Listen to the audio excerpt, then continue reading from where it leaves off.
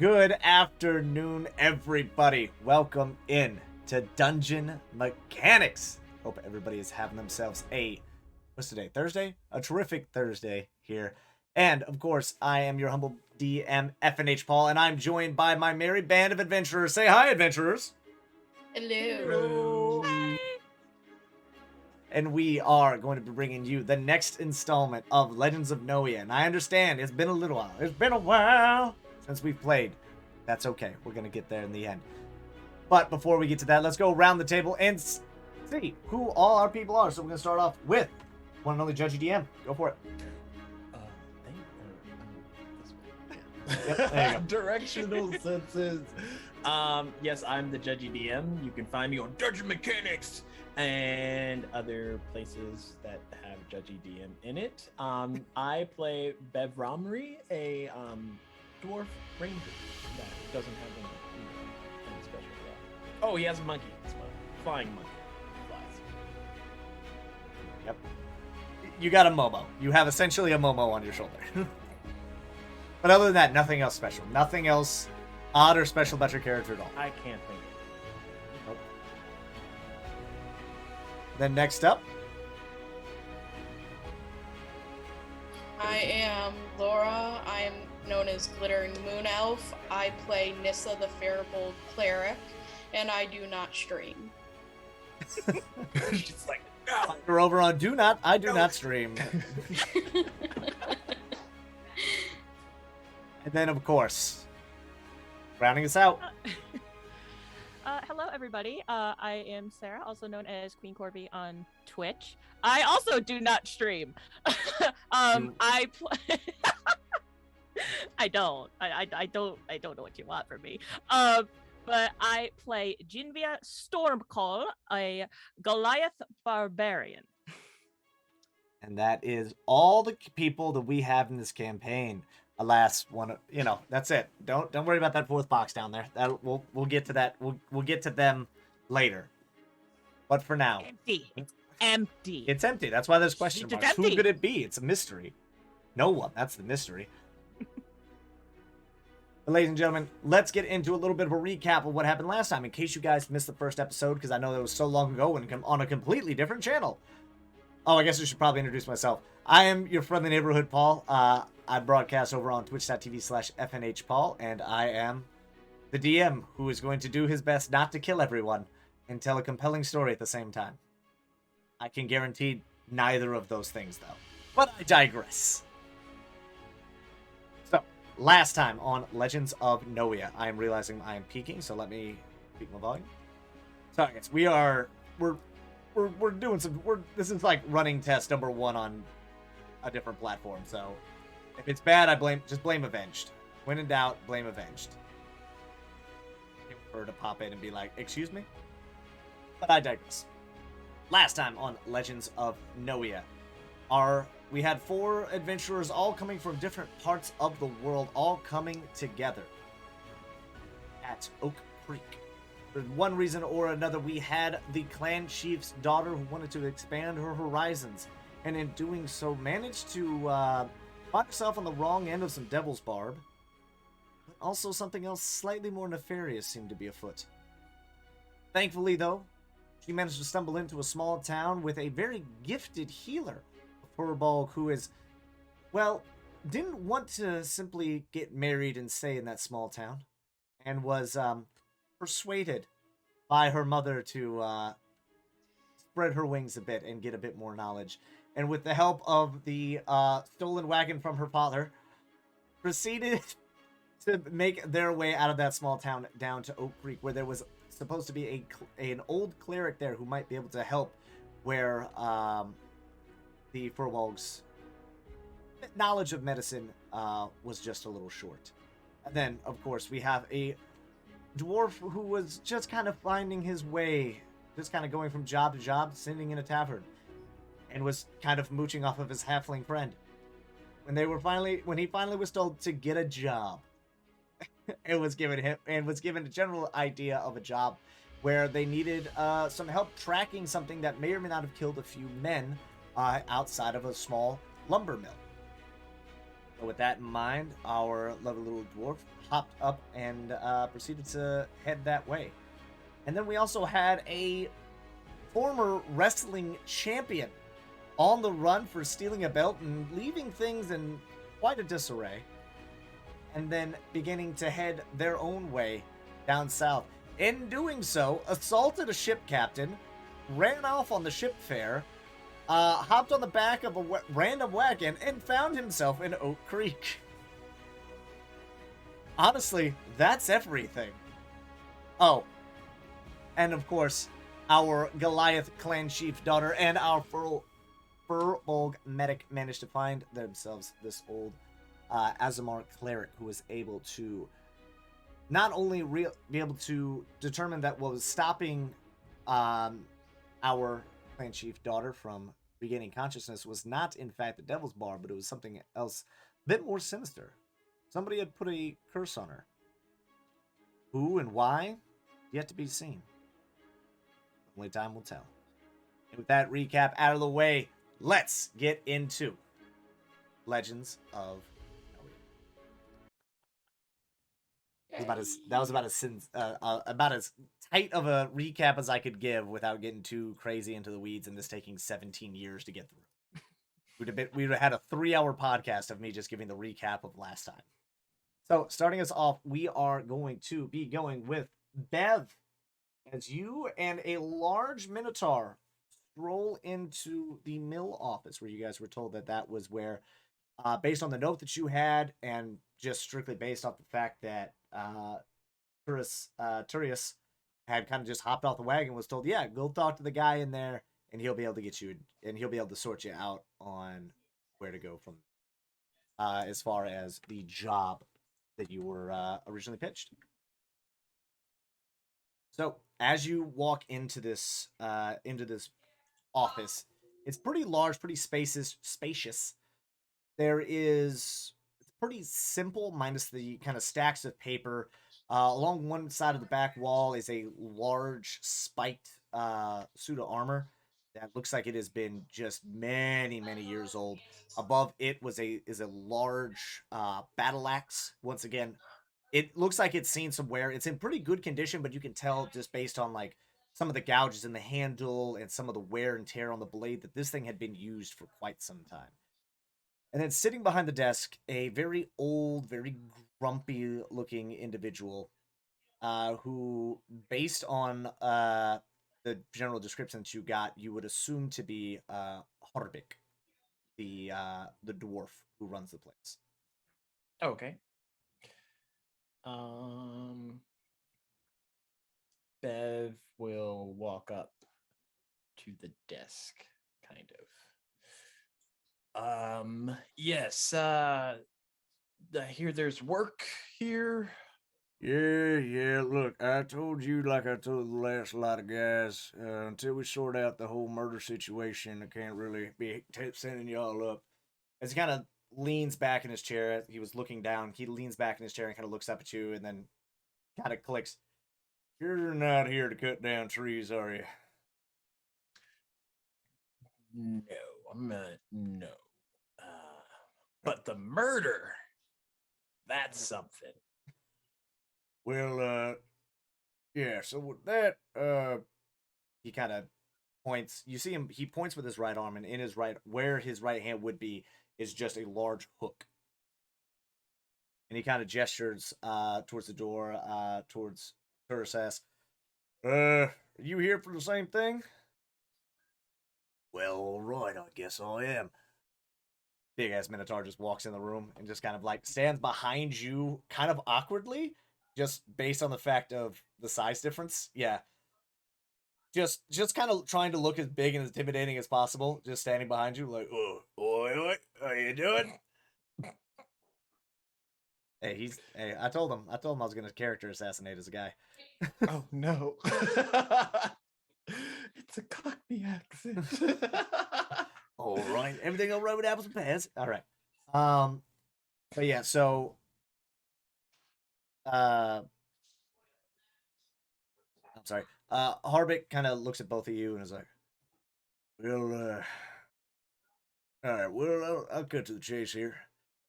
we sent out word that found some bodies that floated downriver. They ended up in the lumber trap. Sent it up to the Baron, and one of the Baron's lieutenants came out, and well, aside from sit in the inn and drink half our mead, him and his men really haven't done much for it. According to them, it's nothing but some wild animals. But I don't know. Something about it just don't sit right with me. Been having been been running these lands for probably the last 40, 50 years, and I ain't seen anything that'll tax a man like that.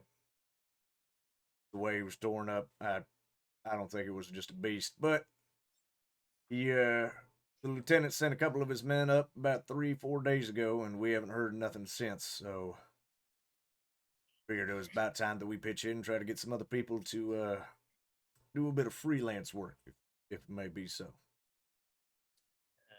Is this freelance pay, decent? Well, normally we run about 50 gold a person. Another 100 if you can actually bring back whatever killed it, man or beast. Dead or alive? Well, beast hopefully dead, man hopefully alive. Gotta make sure I don't. Now, touch don't that. just go. Now, let me be clear about something. I don't want you to just walk off into the woods and come back with a wolf and expect me to pay you 100 gold for that. Been around a long time, and I've seen a few shady people. And he kind of looks you up and down. You don't strike me as somebody who might. I'm not saying you're dishonest, but well, looks can be deceiving. Well, I don't know if there's other dwarves in town, but this is 1000% honesty wrapped up in. Well, the only dwarves in town are me and my sister, because we're the ones who kind of helped settle this spot. I mean, I own the mill, she owns the blacksmith, or she owns the forge. And He leans in. Is she pretty tall?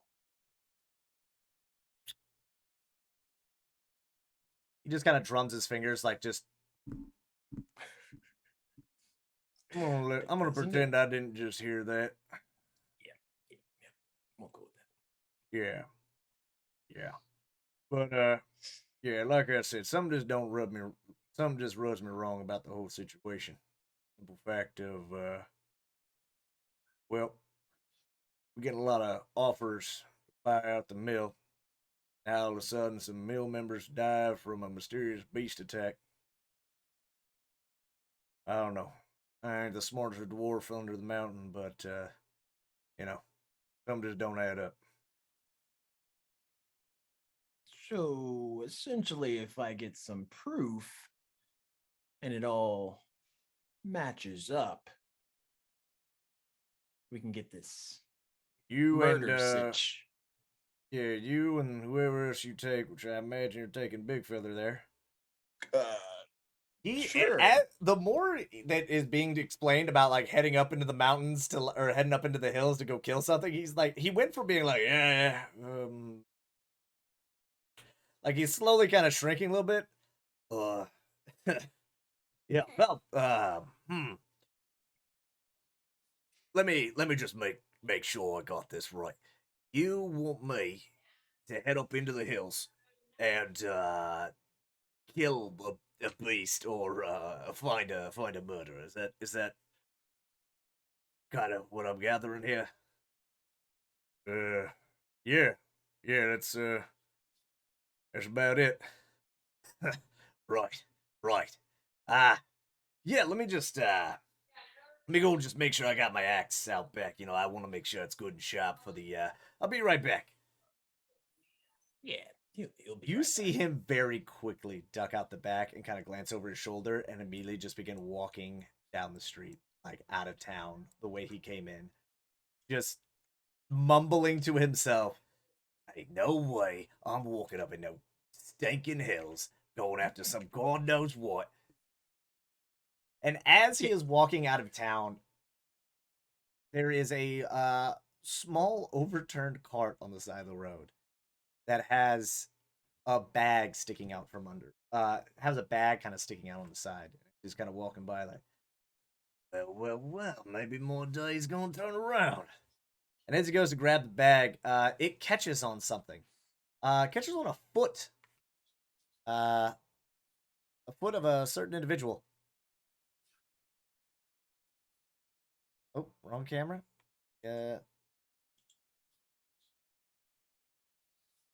Melvin, you want to introduce your character?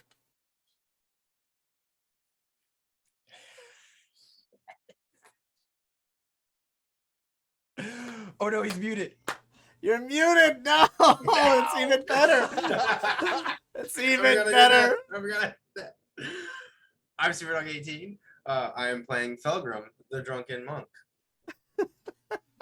And so, as Felgrim feels his foot moving from whatever, hey, the hell off my foot!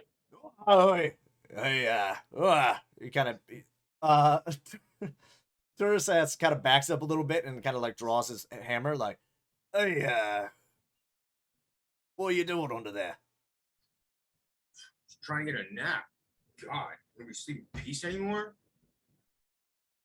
Trying to sleep in peace? You're lying underneath a wagon. God, it's middle of the day. I needed some darkness. The hell do you want? Well, I was gonna take your bag, but I mean, no, I saw your bag unattended, and I didn't want you to you'd get it stolen. So I was trying to simply make it secure it for you. So no scoundrel came around and took it off you, of course. Oh, yeah, sure. He Felgrim crawls out, steps up. Yeah, everybody's so righteous nowadays. He kind of like he takes us like he kind of recoils a little bit as he catches a whiff of whatever the fuck is in that gourd. I whatever you're drinking sounds a bit off. You sure that ain't spoiled? I think you're expired. Excuse me? You heard me? Don't worry about what I'm drinking. I got half a mind to smash your fucking mug. Oh yeah, you're gonna steal from me. Play it off as being righteous. And then beat me up. Get out of here, you stupid cow. As you guys are arguing about this, you see two guards begin kind of walking up. Hey, is there a problem over here? Looking at you, Felgrim. Well, I don't know. I'm just trying to catch some Z's. No problem at all, officers. You no nothing, just a minor miscommunication on our parts. Nothing crazy. The guards kind of look back and forth at you for a little bit. Oh, hey, buddy, where do looking at Turius, where you wouldn't happen to have been coming in from the docks, would you? What is that? I mean, we got word by Raven that there was a Minotaur running around who almost murdered a ship captain. Right. Well, that would be and immediately bolts. Takes off in a dead sprint as the two guards begin trying to chase after him. So I'm just, looks like he's a troublemaker, dudes. Yeah, they've left you. You're there now. You're just okay. I'm just talking to myself then. Yeah, you're just like, well, yeah, the troublemaker. Residual like leftover. They're just they are gone. They are now like, ah, shit. Yeah. Looks around. Well, girl, not sleeping. Guess you better go inside. And you start walking into the town. Can you move your character or no? It does not look like it. Okay. You gotta drag your character on and be able to move him. Technical difficulties, yeah.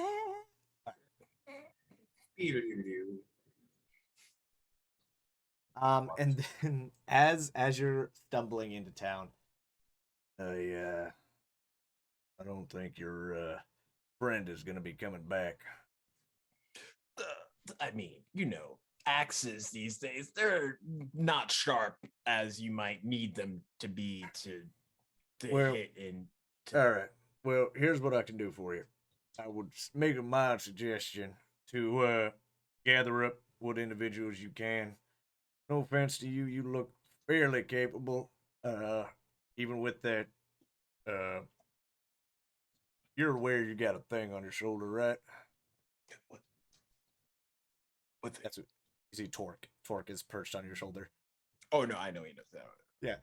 Yeah. the little the rat thing. Oh, rat- him? The wing. Yeah. Don't worry about him. Don't worry about him. I'm just saying, if he starts eating anything or shitting anywhere it's not supposed to, I will come find you. And he gestures with his hook hand like, I will find you. But he's a monkey. Like, Alright? You act like animals don't shit places they're not supposed to. yeah, and I could show you a handful of horses out there that's probably doing the same thing. Let me rephrase this. Find some individuals to help you out, because, well, like I said, I don't know if this is such a solo act. Plus, Right. you might want to make your way over to the church. That's where we got the bodies. Church. I wanted to go to those stinking church. Oh, the bodies are there. Yeah, it's kind of where we Right. had the bodies stored. There's a old cleric there. Might be able to help you out. He's a little bit hard of hearing. Name's Samael. Might be able to help you out. Old Azamar type. Simi. Nice. Nope. I promise you, do not mess up his name. Will He's he hear it old. then? What's up? I mean, he Will he hear might. it? Let me put it to you this way. You don't become the head of a church by being a pushover. Fair enough. But yeah, I'd go speak with Samael about it, and then kind of look at the bodies. Kind of, I don't know how familiar you are with wildlife. You might be able to get a general idea of what exactly it is that attacked the men, whether man or otherwise. Right. Well, the name's Bev Romry. You're gonna remember it because I'm gonna figure out who killed these guys. Bev Romery. Yeah, don't mess it up. She takes out a little thing and kind of scratches it down on a piece of paper. All right, Bev Romery. Your last name? No, you didn't even get my first name right. It's fine. What was it one more time? It's okay. We're good. Wait, time out. So your name's not Bev Romery. Rami. It's all one word? Yeah. Yeah. All right. How about that? He kind of like takes it and like scratches it like He's like, isn't this Yeah. like a basic Romney. dwarf name? Are you a real dwarf? well, it's more I mean, what's you ain't got a clan name there, son? Do you have a clan name? He kind of looks at you. He looks at you a little pissed, like, how dare you? Ungart. Dare you? Arbig Ungart. Ungart. Yeah, I'm not from the Ungard pledge. No. Well, I'd tell you that I could tell that when you walked in. But Yeah, I'm more I'm- like You're- Bev Romry Centaur up in the He- north. You're sent. Small colony. It's probably, easily missed. Sent. Oh, okay. He like kind of acts like he's writing something down and literally just puts wavy lines after your name, like, Clen Centauri. That's I'll have to write I'll have to write back to the clan and see if they know anybody from Clan Centauri. Yeah, you might get them back. Hmm. Something. The church is across, you said. Church just down the road, go past the axe pommel, then should be there. Then obviously we got the blacksmith next door over there. My sister be able to sort you out on any kind of, well, I won't say any kind of weaponry. But as far as if you need something with a little bit of touch up, she's all right with her hammer. Not quite, you know, land crafter material, but she does pretty well. Fair enough. Fair enough. Well, you look like you're a busy fellow. I don't want to keep you. I'll go talk to this Simi guy, and then we'll call it a day.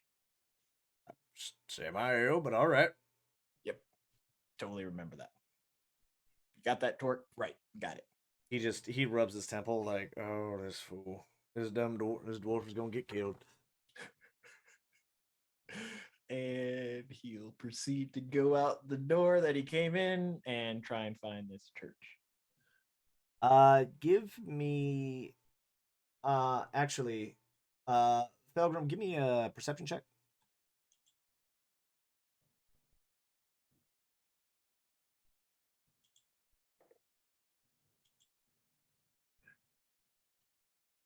$21.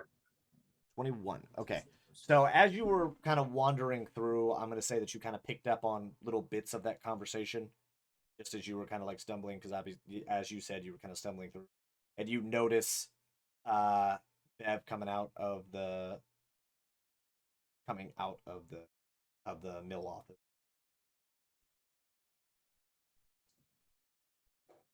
Hey, friend. Whoa, talking cat. Hey, friend. I heard a bit of that conversation. Yes, I am working on a job here. I think. I have to go to a church, talk to a Simi guy. His name's not really Simi. It's fine. Are you from around these parts? Yeah. No. Did you see a giant minotaur by chance? Big fellow. Yeah, that dick tried to steal from me. Then he Did ran what? off. Guards chased him away. Oh, that probably explains why I didn't come back.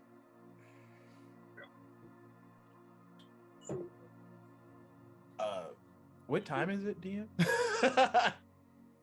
You would based on, I'd say it's probably a little after midday. Not quite, Okay. like the sun's still pretty high, but yeah, you guys all got there at, I want to say ballpark about midday, so yeah. So a little after, sun's still pretty high.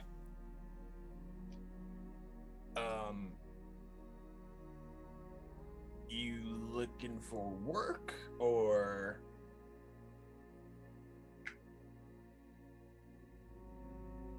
Yeah. Ah, cool. Job? Yeah, I could totally add you to my list of people that might get we just gotta go to the church real quick. It's supposed to be right down here across from some axe things. It's fine. We'll just go this way. I gotta take you there. Yeah. This way. Yeah. Oh. As you guys begin making your way over, we are now going to change scenes back over to the church, where we have Jinvia and Nissa sitting with Samael, having just kind of get Jinvia back on her feet, giving a rough idea of like it was a kind of mild sleep curse put on you, something that was it probably would have taken more time, but due to the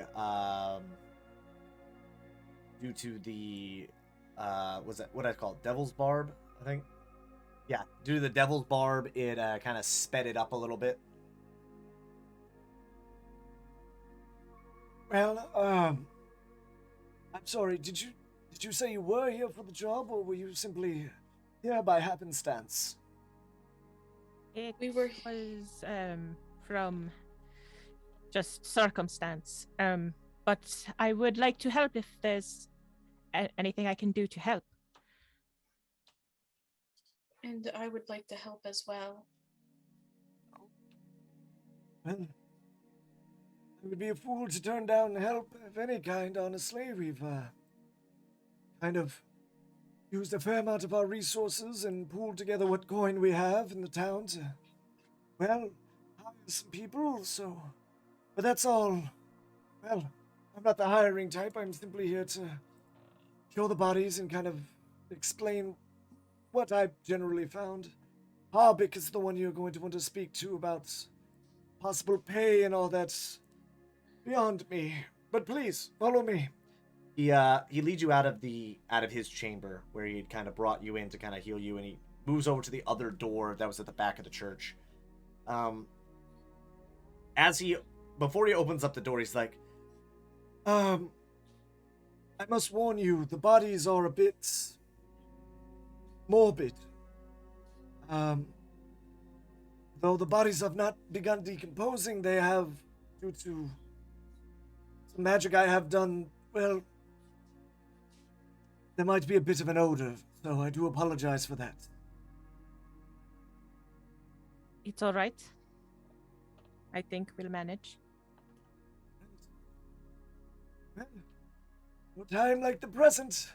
and as he kind of opens up the door, like you feel this very cool blast, almost like when you open up a door with AC in the middle of the summer.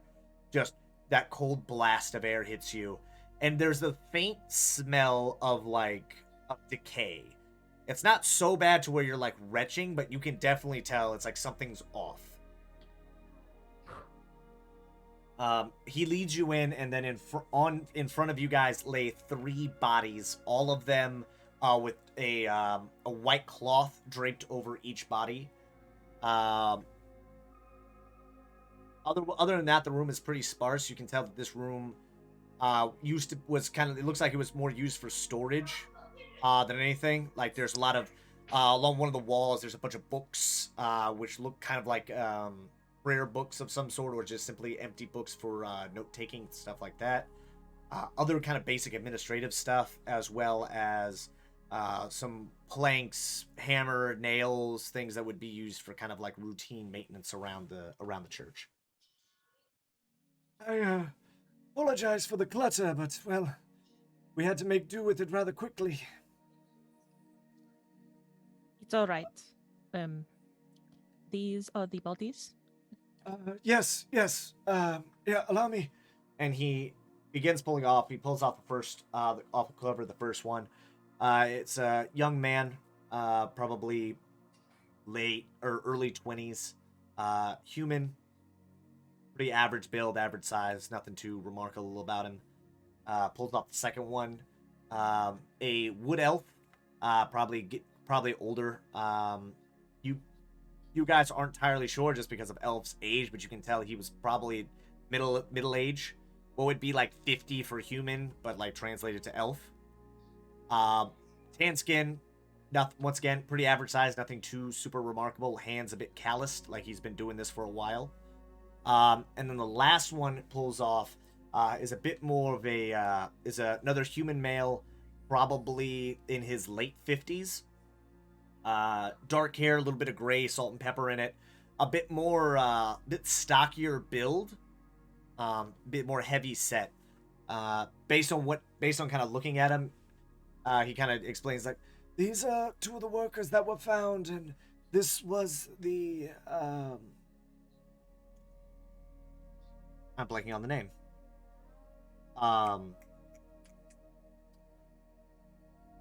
Like on a construction site, the guy who like leads people. Foreman? Foreman, thank you so much. and here we have the foreman of the mill, or the mill site, I guess. Jinvia is going to walk over and kind of observe the body, see if she can see anything specific, like if there's any like claw marks or anything like that, if she can identify if it's like from a beast or from.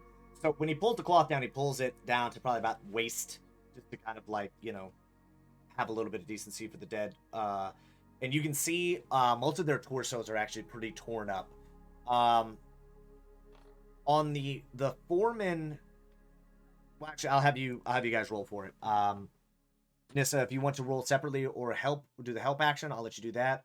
If you want to do, I will have you either roll a medicine or survival. Or I'm sorry, medicine, investigation, or survival. Whichever is your highest, whichever you'd like to roll. Survival is my highest. It's a +4. Okay.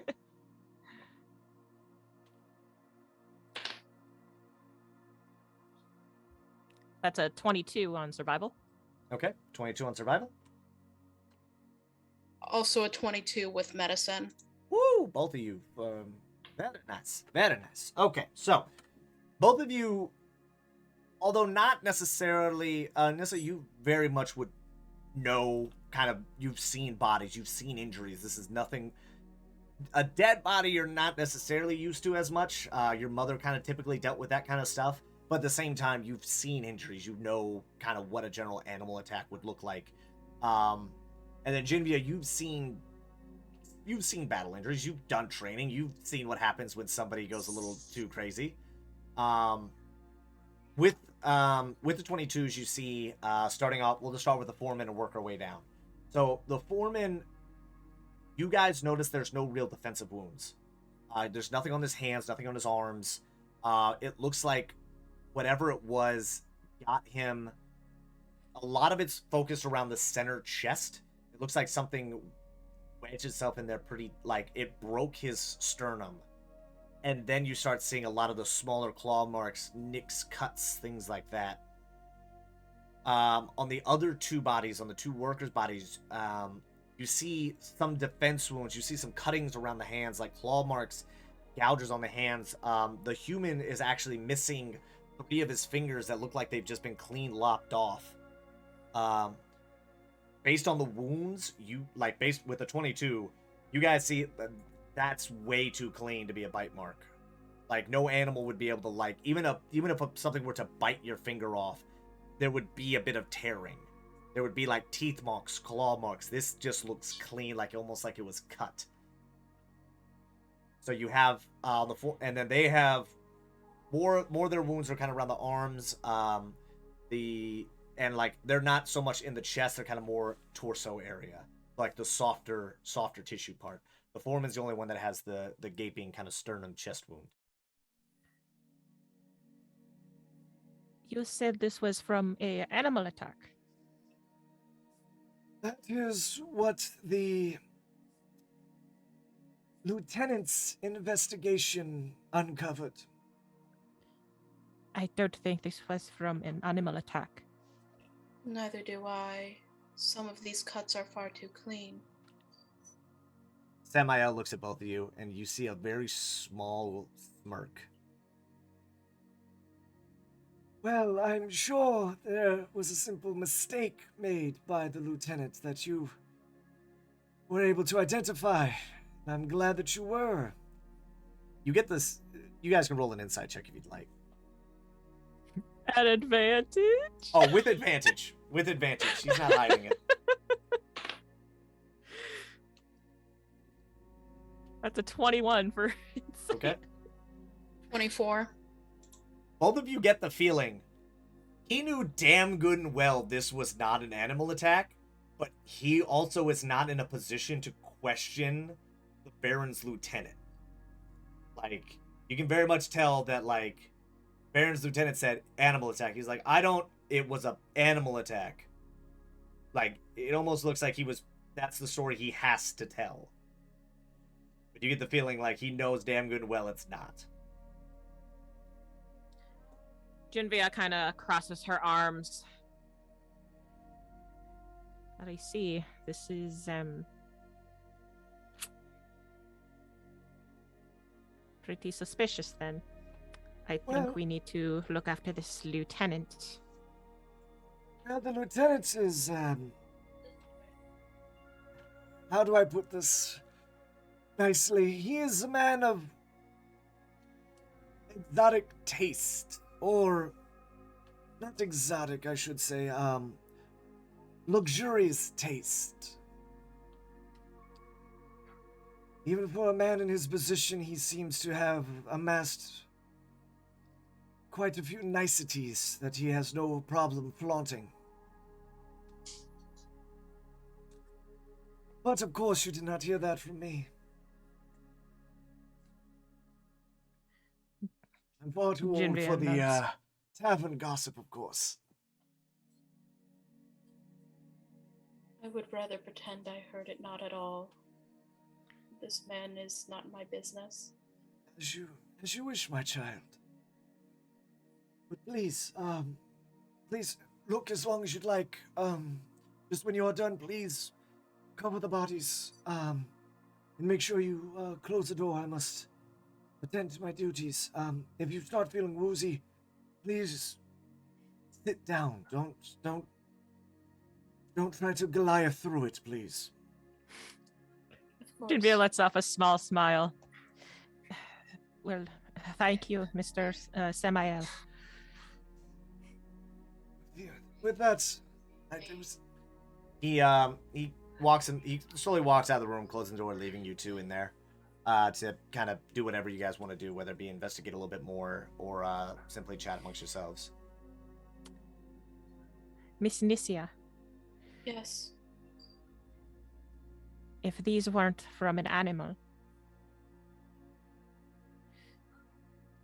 I'm sure you've seen weapon wounds, and I have seen my fair share of weapon cuts and injuries. In my town, I must say I've seen much more injuries happen by animal than by weapon, but I have seen small share of weapon wounds. Jinvia is going to examine the cuts a bit further, see if maybe she can see maybe what type of weapon was used. And Nissa will aid her. I'll say I'll let you guys use the same roll because you guys rolled pretty high. Like you rolled above, both rolled above 20, correct? On your Yeah. on your searches. Yeah. Actually, no. I will have you do another. I'll have you do an investigation with advantage because you're getting helped. To see if you can determine exactly what kind of stuff it is, because that's going to be a pretty high DC roll to determine exactly what it was. So I got a double 1 for a 0. What are the odds? The odds of a double 1 while rolling two d20s. I think it's like a couple, like 1 in 1,000 or something like that, like some weird super high number like that. But I digress. I'm not crying. You're crying. So as you kind of begin looking at it, you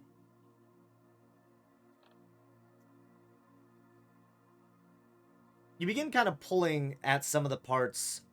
Who exactly are you looking at? Which body are you looking at? You're looking at the form of the elf or the human? Probably the human. The human, okay. So you begin kind of investigating it, and you kind of begin trying to decipher, like, what you think to be the claw marks versus what you think to be, like, what could be possibly weapon wounds. And as you are kind of pulling them apart, your finger, you kind of get a little into it, and you aren't quite paying attention, and you begin kind of ripping some of the skin and ripping open some of the wounds a little bit more, kind of ruining some of the cleaner cuts that you were looking at on that body specifically. Lucy's just gonna cover her mouth like, oh my goodness. Jinvia is not aware. She's like trying. I cannot. Jinvia, you're making the wounds worse. And she immediately like stops. As you do this, give me a dexterity save or an acrobatics roll. What? Just give me an acrobatics. Oh, jeez. Just give me an acrobatics roll. She didn't even do it that hard. Oh no. Oh no.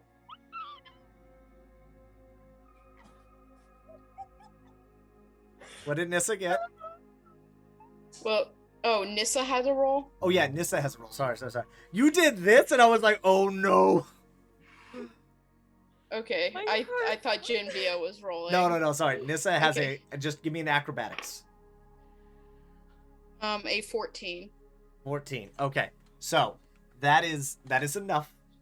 So as Queen does this, a little bit of blood flicks off her hands, and you manage to kind of get out of the way before like just a streak of blood just kind of goes across the room and on the floor.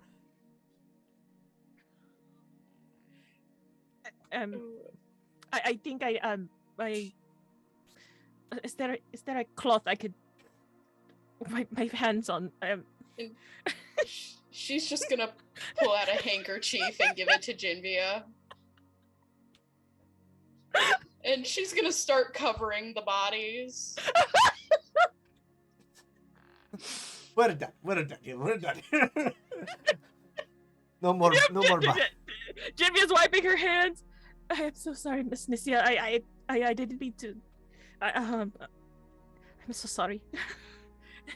She kind of holds up this handkerchief. I don't think you want this back. No, it's quite all right. We can dispose of it. Fair. I think we should leave now. I agree. Let's go. Okay. As you guys begin to walk out, as you guys begin exiting the church,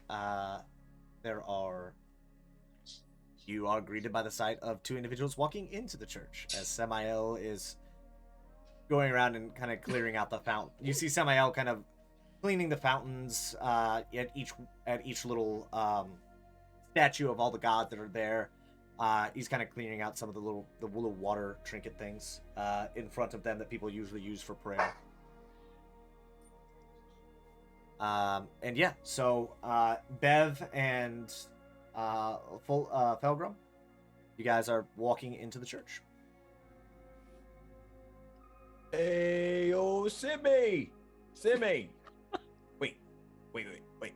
Torque. What's the name? What's the gorgeous? Give me You gotta a yell so loud. God. give me a intelligence roll to see if Torque can actually help you. Just roll like my intelligence. Just roll your intelligence. Are we both rolling or just him? Just him, because he's the one okay. yelling. That one. Torque does not help you.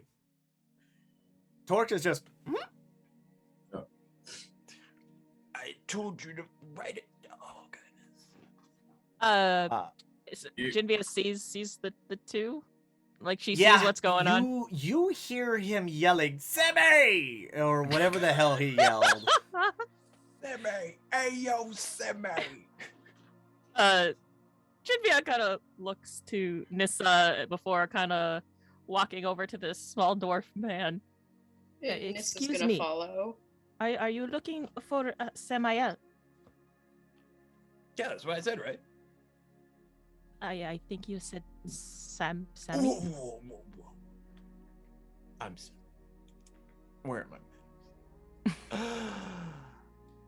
My beautiful giant-sized ladies. How are you doing? Today? Yeah, I guess I should state for everybody watching at home.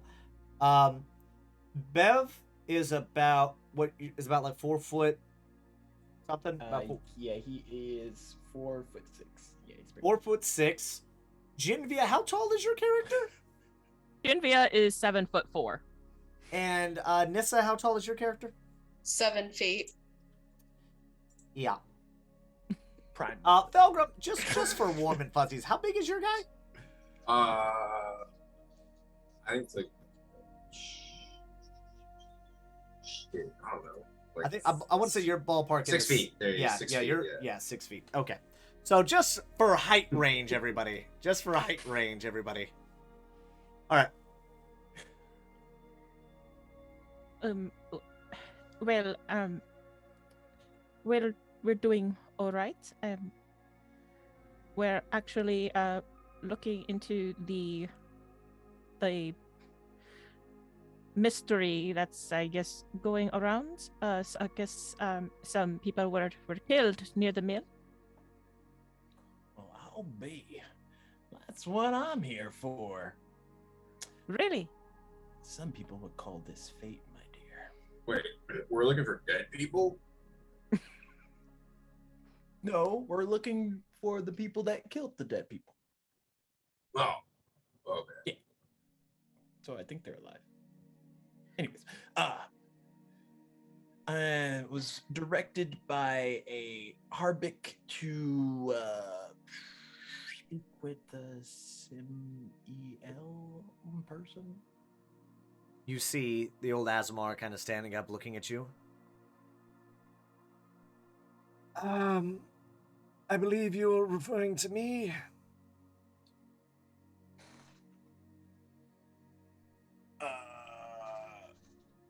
Is that him? By chance? Yes, that Yes, is that's- him. Yes, Simi. Yes. He slowly, like using the quarterstaff, standing back up, and kind of slowly making his way over. What can I help you with, my child? Well, first I was sent by Harbic to come here because apparently you got dead bodies or something that's in relation to the mill murders, killings, things. That is correct. We do have the bodies of the recently deceased, yes. Yeah, just wheel them out. I'll, look at them, hang, do whatever you will, and I'll just be on my way. Well, Miss Nisya and I actually just got back from looking at the bodies. Oh, today is my lucky day. And he just turns back to the girls, walks back over. Samael's just like shaking his head and then just goes back to his duties. Goes back to tidying up the church. Well, it's almost as if this is a meet cute, my dears. I mean, I got what you need, you got what I need. It's like a whole share thing. Of course, if you need help, I'd be more than happy to. Yes, I need your help. My buddy here, who I forgot to ask what his name was. Was agreeing. Felgrim. I need to write. Torque. I swear. Remember these names. Jinvia sees the monkey. What is that? Torque's just like, ah! There's too many giants in this area. Oh, it's cute. Yeah, I mean, he gets it from his dad. No. No, he definitely does. I resemble the cuteness. This is Torque. This is Belgrim, and my name is Jinvia Stormcall. Jinvia. Write it down, Torque. Write it down. I'm not talking to a monkey. Said your You name blame was this guy. My name is Nissa Mossflower. Nissa, with a long name. Got it. I will remember this. Right. Basically, I need people to accompany me, the more the merrier, to find out who killed the people that you just investigated. Very well. You have my axe. She says as she grips the handle of her axe. Have you as well. I don't need axes. Actually, I had a minotaur that wanted to go get an axe and then he ran off. So I'm done with axes for today, unless that's your choice. Yeah. Of course. I don't see how just an axe would help you. Yes, I will be accompanying along with my axe. And Will you accompany as well, my dear? Of course, I will help in any way that I can. Great. And obviously we're gonna help, and our buddy Felgrim will help. Just a whole helping bunch. Yeah. Basically, if we can figure out who killed these guys, it's 50 gold apiece. That's a lot of moolah. A lot of dates. Dates? Yes. Like the fruit? No. I mean, I guess you could buy a lot of dates with 50 gold, but probably would go bad before you finished it all. Yes, that would No. be very, very unfortunate. Yes. I meant the other guy.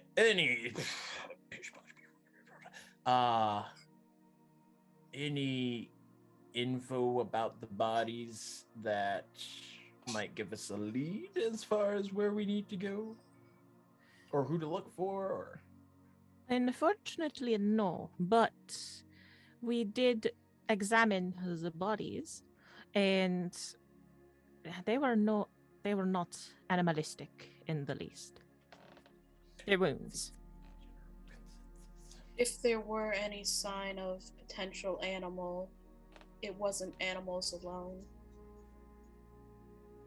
Yes, the cuts were too clean.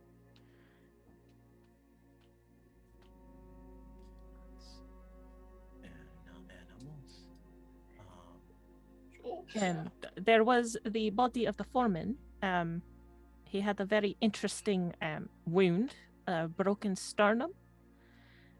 He had no defensive wounds, so when he had died, it was probably from surprise. Although there were a couple more bodies, they were workers, and they had definite defensive wounds. So that's unfortunately what we got from the bodies. Well, I'll take your word for it. Do you all need more info to? Of course. What do you know? Oh, the 50. I stopped listening after he said 50 gold. So, basically, if we bring back whoever killed the people, if it's a person and we bring them back alive, it's more gold. And if it's a beast, whatever. But we have to be able to prove that, it's the same. They're not gonna just let you go take a boar out back and just drag it in. Do we know where they were working exactly? Well, the dwarf fellow, Harbeck, he said they came down river and ended up in the lumber hall, so I was gonna just head up the river, but on the shore side, I don't want to swim. And see if we can figure out any clues from there. Sounds like a good plan. Plus, I got Torque here. He can fly, do surveillance. He's really bad at that. I'm sorry, and- I've never seen a creature like that on your shoulder before. Well, he's a first, definitely. He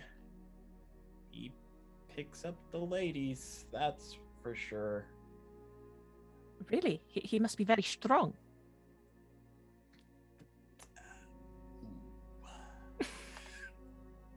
I'm just gonna let that one go. I don't know. I've never seen Torque pick up a lady like that. But you just said that he That's the picks wrong- up the ladies. You're thinking the wrong kind of pickup there, girl. yeah, the other pickup. But I doubt it What's as well. what other pickup are you trying to say? You said that Torque picks up ladies. The flirtatious, romantic, nonsense kind. Yeah. That kind. Torque can be romantic? I think he means he attracts a lot of attention from women. Well, of course he's very adorable.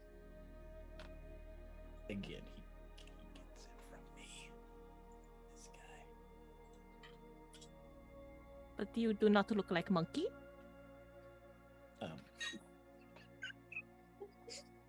Well, no. Last I checked, I do not look like a flying monkey. So how does he get it from you? You hang around him long enough, you'll see we're practically the same. It's just Do you have wings? no. I don't. Do you have a tail? I don't think so. No. I think you're just both dumb. Samael, as he is hearing this just spinning of wheels, lost in translation moment here, just Drax trying to understand what is happening here. Just kind of comes over. I believe speaking with with Harbeck would be more beneficial than here. You might also want to speak with Amber as well. Amber Ungart, his sister. She may also know some more information. Very well. We'll go speak with them both then. But, be mindful of the trek up there. There are, animals up there from time to time. Some wolves, a couple bear sightings, couple flora from time to time. That's a bit Plants? troublesome. Yes, Plants plants. scare me. Well, as our tall friend will be able to tell you, sometimes they have a bit of a bite. Yes, I can yes. bite. It's not impressive. I'm sure But I you think can. anything. I think anything with teeth can bite. It's more than But how you so- bite, that's impressive. Samael just is now just like, oh, you poor soul. Don't put that hoodoo magic on me. I don't need it. No. Right, well, Mayor. He just smiles, shakes his head.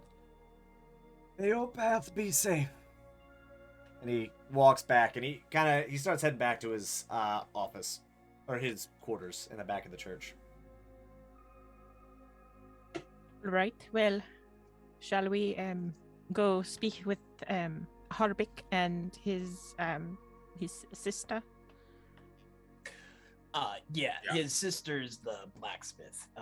It's next door to him, but we can go talk to him and then, say that we're a group. Hopefully you don't walk out on me, and then proceed up the mountain after we talk to his sister. Oh, you mean like your Well, friend, the thief? Well, Yeah. how can we walk out on you? We're already outside. He's referring to his friend who left him to try to thieve me. They got chased off by guards. The punk, Oh, some cow. well, I hope he is captured. Dude's good. Let's go meet this dude. Harvick?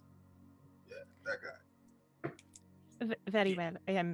Miss Nissa, are you ready to go? Yes, I am. Well, then, Mr. Bev, was it? Bev Romrey. Yeah, Bev's for short. But not because I'm short. It's just a short version of the name itself. Well, you are short.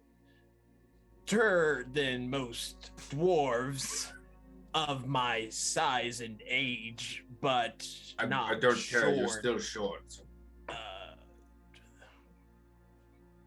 You accept this, right? Do you mean that's well? There is what it is. So you should get over that. You're short. Let's get going. I'm getting tired of this frivolous speak. And Felgrim just starts walking out the church.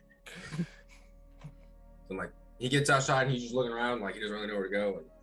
And he just turns around and just waits for them to walk out of the church. Genvia walks out. This way. And Nissa's following. Okay. As you guys begin walking out, everybody give me a perception check. I'm rolling real dice because that one was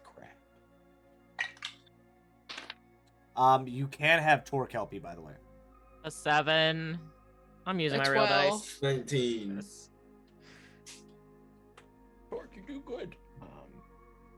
17 plus 8 is math. Wait, you have a +8 to your perception, or is that Torque? No, that's plus. Well, we probably have matching. Well, no, for you. No, yes. No, I'm I saying have a he can +8. give you the help action. Okay, yeah, so, my bad. Yeah. I thought you were like Torque. I was like, God damn, that's Perceptive Monkey. But yeah, you can have him give you the help action for certain checks. Then 25. 25 to you, and then who had anything below a 15? I did. I got a 12. Okay. So I got a 7. Okay, so Jinvi and Nissa, you don't notice, but Bev and Felgrim, you notice as you guys are walking out of the church and you guys are walking past the tavern, the Axe Pommel. You notice that a couple of the guards who had kind of been sitting out front, kind of, you guys had kind of seen them on your first pass through. Bev and Felgrim, when you guys had walked to the church, they kind of noticed you, but they didn't really do anything out of the normal to like kind of warrant you guys seeing them, or anything weird that would have caused you to notice or be attracted to them. Now you notice that what was like 2 or 3 of them is now 5 kind of normal looking guards with one heavier set balding individual in the front, and he very, very like slowly kind of begins like strutting his way out there, very like it's human male, probably we'll say ballpark mid-40s age, very pot-bellied guy. You tell that his breastplate has been modified to accommodate the gut. It almost looks like somebody just took a pot and melded it onto the front of the breastplate. Balding hair, and he's just kind of like picking at his teeth with like a toothpick as he just kind of strolls in front of you. So, upon notice, Felgrim looks to Bev, Rami. Bev, am I drunk, or is there more of them? Are they coming his way? The one guy is. He looks like. More of what? The guards, Those my dear. guards. Guards. Yeah, we noticed them on the way here. Now there's more of them. He stops a good like probably about 10 feet in front of you. That's far enough. What are you doing here? We'll start with Walking. walking. Well, we're walking past it. Right. So you just walk around towns for a living. That's what you do, huh? It does get Came me all from the way one out to place this another. shithole. You came all the way out to this shithole to walk around, eh? Not just to walk around. We were on our way to speak to Harbik. Again. Oh, really? You, what's that old man got to do for you, huh? Trying to cut down trees like the rest of these schmucks? Nah, but he does have work, you know. Oh, really? What kind of work is that? I'm sure you've heard of the killings as of late. Oh, the animal attacks. Yeah, I heard about them. Yeah, What the up? animal attacks. He kind of cocks an eyebrow as you do. Do you actually do the air quotes? Yeah. He kind of cocks an eyebrow at that. Oh. And, you don't think they were animal attacks, eh? I mean, they could be animal attacks. My apologies, sir. Can we have your name? Who are you? Oh my. Well, so kind of you to ask. Oh shit, where'd I put his name? I had his name down. Oh yeah, that's what it was. Name's Jackson. I'm one of the Baron's lieutenants. The one who determined that this was in fact an animal attack out here. What kind of animal? Yes, I don't do you fucking know. what?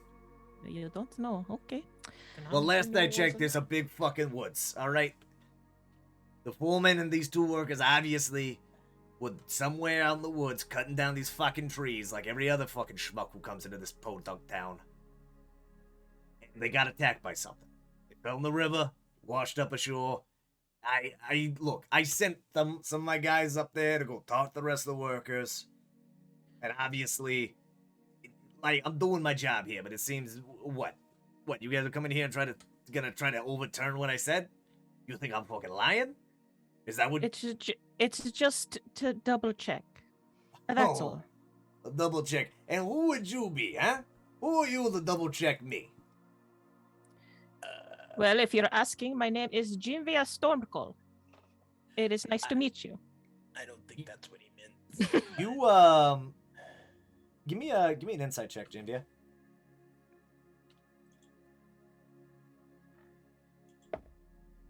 Nat 20 for a 22. At 24-22. You see, as you say your name, there's a hint of, like, recognition, like he's heard that name before, but he can't quite place where he's heard it.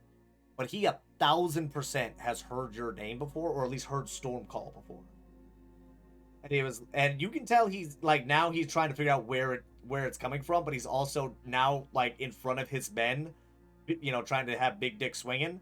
So he can't. So now he's like very much can't back down. He's very much like in that state of like, I can't admit I'm wrong. All right. So all right. Cool. So what? You just some. All right. And the rest of you lot, huh? Just Bev. Bev's fine. Just Bev. All right. So we got just Bev, a Goliath, a full No. and It's Bev. Bev. Not just Bev, it's Bev. Yeah, the just isn't part of my name. I'm sorry, He's like looking around. I'm sorry, do I look like a fucking clown to you? Are you trying to make fun of me? Is that what this is? No, absolutely not. I was just It'd be stating such a that it shame was if you were to be, you know, I don't know, shackled for some, you know, interrupting an investigation. Or tampering with evidence, let's say. But we're not doing anything of the sort. We are simply What were you doing the in the job church? Praying. Well, I was not feeling very well, and we went to go see Samael to help heal myself. Oh, Samael, huh? Good guy. Yes, sir. Good, whatever the fuck he is. I am pretty sure he's a cleric. So you just feel a little under the weather, so that's why you came in. Right? Okay. That's what, all right. Yes, sir. Maybe I'm just over. You know, I'm a little hot-headed sometimes. You know, some of the boys, they say, they ain't that right, boys. And they all are like very much like, they're kind of like not sure if they should nod or not, but they're like, yeah, I mean, yeah, a little bit. So, you know, sometimes you get a little carried away. But, you know, obviously, it's, you know, you just, like I said, you hear you walking around, you obviously. You get carried away it's with just food. It's quite all right.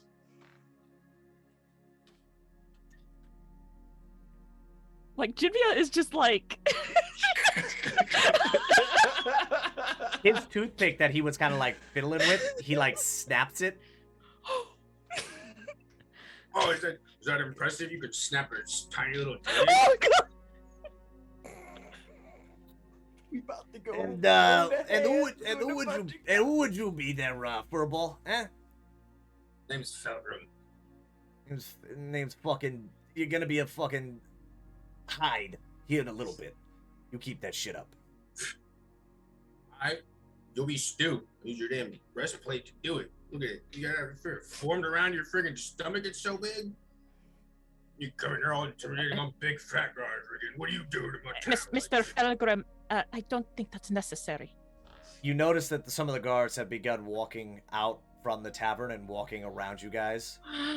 Oh, look at this. Can't protect himself. no. He's gotta have his boys to back him Can up. she cover his mouth right now? Make a roll. Give me a sleight of hand. Oh gosh. Unnatural 20. Unnatural 20. That beats his armor class, so I'll go with that. Yeah, you're able to like pop over his mouth as he's. I am so sorry. I think he had a little bit too much to drink. Yes, drink. I'm just trying to push his gourd past her. I think you've had enough to drink for right now. You know what? I'm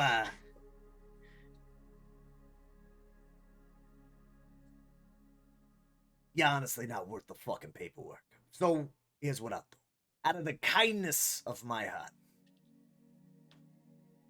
you leave before sundown. Otherwise, well, yeah. Well, we cannot. Well, I guess we could technically leave to go investigate. Of course, we could be out of here by nightfall. Yeah, we were gonna be out of here in the next like 30 minutes anyway, so it's all good. We'll be out of your hair. I mean, if you had it. He does. When you say, like, out of your hair, and he kind of like,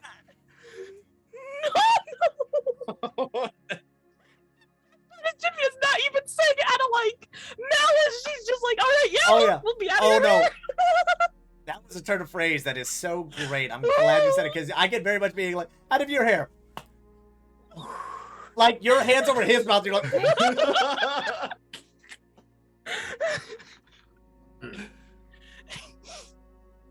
Jackson turns and begins walking inside the axe pommel, and the rest of the guards, there's a few of them that were like kind of like holding back laughter, and there's some of them you can tell they're all human, by the way. All of them are human. Some of them some of them a little on the frail side, but most of them are pretty heavy statured, and they are looking at you guys with, lack of a better term, a bit of prejudice. Like, they don't fucking trust the lot of you. And they all just kind of stand there, like, waiting for you guys to leave as Jackson walks back inside the tavern. And Jinvia kind of just bows slightly. Have a good day. And she walks. Nisia is nervous as hell right now, and she's going to follow Jinvia and kind of look around, make sure they're not following them. Are you all right, Miss Nissa? I feel that could have gone better. I don't know what you mean. I think it was a very nice conversation. That pompous jerk opened his mouth. Right. Never mind. Mr. Bev, where is Harbick's office? Oh, me? It's right over there. And she looks at him confused. Is there another Bev? You said Mr. Bev. I don't know who that is. No one's called me Mr. Ever.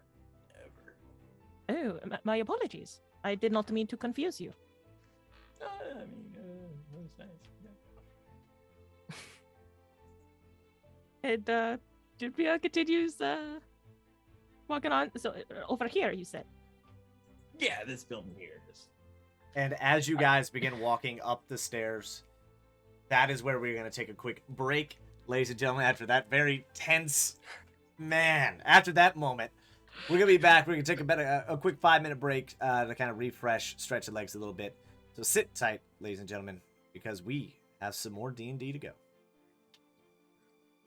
That is not the buttons I need to hit. Oh, no.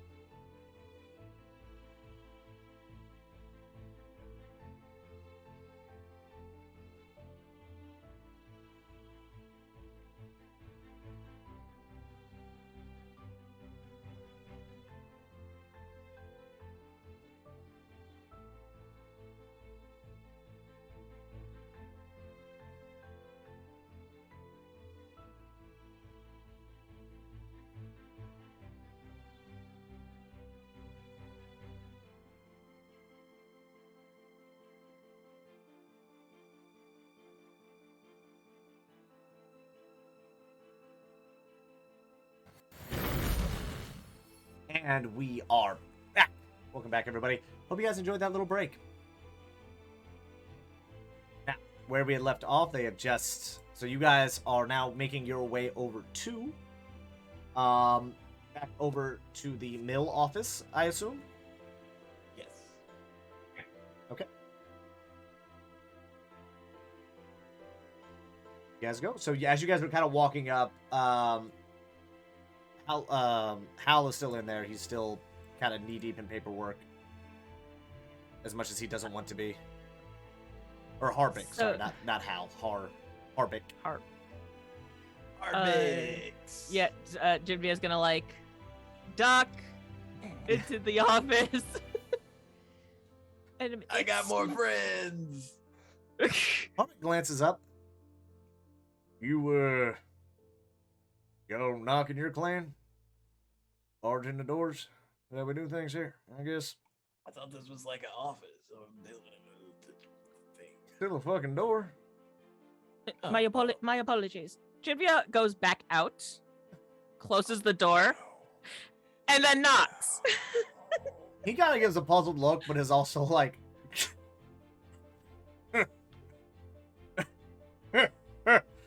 Come on in. God damn Jinvia it. opens the door and walks in. It has been one of those damn days. I needed that. Thank you very much. I'm sorry. I know Bev Rami Centauri. Oh yeah. What's the rest of your lot? It's nice to meet you, Mr. Harbic. My name is Jinvia Stormcall. Stormcall. Yes. Nah. You're talking the Goliath on the mountain. That Stormcall. Yes, sir. Oh shit. Wait, so you were related to the big man up there? Yes. He's my father. Your He stands up. Virmax. He stands up out of his is table. my father. Yeah, sorry. I apologize. Please, No, that's sorry. It's a pleasure to meet your acquaintance. The pleasure is all mine, Mr. Harbic. Bergam looks Please, up please, at sit down. Sit down. All right. Bergam looks up at her. You're famous? Well, you know what? That's not my story to tell. Please, sit down. Everybody have a seat. Have a seat. I'm sorry, I didn't catch y'all's name. And he kind of gestures to the remaining two who have not introduced themselves. My name is Nissa Mossflower. Pleasure, Miss Nissa. And you, good sir. I'm a Felgrim Orlock. Pilgrim Orlock. All right. He begins jotting down everybody's names. All right. So I imagine you, our Bev Rami has filled y'all in. More or less, yes. Yeah. So give you 25 gold up front, 50 at the end, and if you manage to bring me back whatever it is that killed it, man or beast, that'll net you another 75 gold. That'll be 100 gold altogether. Mr. Harbic, I did want to bring up the attention. On our way back, we were stopped by Jackson. Jackass. Kind of looks at you. You say jackass. Do you actually say that, or are you? No, Jackson. No, I know you I said said Jackson. Jackson. Bev said jackass. So he's looking at you and says that, and then as you're saying that, he kind of he does a little side eye at you. He just kind of was like you're not wrong, but at the same time, like I can't say that. He's like, I can't say anything, but you're not wrong. Well, yeah, he's the Baron, one of the Baron's lieutenants. He's kind of the one who see things over this area. He's kind of had an interest in the mill these last few weeks. Due to the investigation. Well, let's just say that he knows some people in the milling community. Some of the other companies might have heard. Well, you may not have heard. It's kind of old hogwash stuff. But we here are one of the last few independent mills around here. A lot of the other mills you see around here are owned by the Green Giants, and so we're one of the last few kind of independents, if you will. And well, Are you you actually mean giants, or is that just the name of the company? originally the Green Giants were owned by orcs, or they were started by orcs and giants, hence Green Giants. Oh, right, right. And it was You're all also, short, so everybody's a giant. No, I mean like actual giants, like giant folk. Oh, okay. Yeah, that makes sense. And orcs, the 8 foot tall, like that'd be. I mean, obviously for these two ladies, it's not that much of a height difference, but even for you, that's a good head and shoulders above. Yeah. Regardless. Anyway, so needless to say, they've made an offer on the mill a few times. I've shut it down every time. They're really just trying to get their name on. They're trying to get their hand on the name. We, not to mention our suppliers still like us. So, long as the people are buying our lumber, I got no reason to sell. However, due to, finding 3 bodies washed up in our lumber mill, our lumber production has stopped dead in its tracks. So needless to say, gotta need to get this sorted out sooner rather than later. I got the feeling that Mr. Jackson didn't want us to investigate. Yeah, he has a real way with people, don't he? Yes, he seemed that the investigation that he and his men put out, he seems that it's pretty thorough, and that it was indeed an animal that killed these men. Uh-huh. And I agree. He's in on it. I would recommend keeping most of that chatter to yourself. Baron Lieutenant doesn't exactly need a lot of cause to haul people away in chains. Yeah, he's a fat jerk. We already know. Not from around here, are you? No. Well, Would it change anything? Would he magically not be a fat jerk if I was from around here? more of well, he's a holdover from our previous Baron. And our previous Baron was a bit of a bigot. So he's kind of a holdover of the old guard. And our new guy, who you might know more as the Red Baron, has been slowly trying to filter these guys out. Well, takes a bit of time. But I digress. That's neither here nor there. And really, I don't imagine y'all care much about small town politics. So, let me Not cut. unless Well, our way. I don't care about any politics. Jimmy just holds her tongue. All right. Well, sorry, that's long and short of it. There's we got some suppliers there, and we've been sending out kind of ravens to let them know. Sorry, falcons. Had to change the birds. Sister said they're better, faster, prettier, yada yada yada. Ravens worked fine before, but I digress. Or deadlier, too. Yeah, well, I mean, the ravens kind of, I don't know, ravens just kind of, I don't know, it seemed more, I don't know, they're easy to come by. Anyway, we got falcons heading out, kind of sending out letters back and forth to our customers, letting them know that our supplies kind of currently on hold, which is rubs some people the wrong way. We got a distillery up north, we got a building company out east, and then we got our shipping company down south, all of whom need the lumber. So, needless to say, gotta need to get this sorted. And simply saying it's an animal attack is not exactly putting anybody at ease.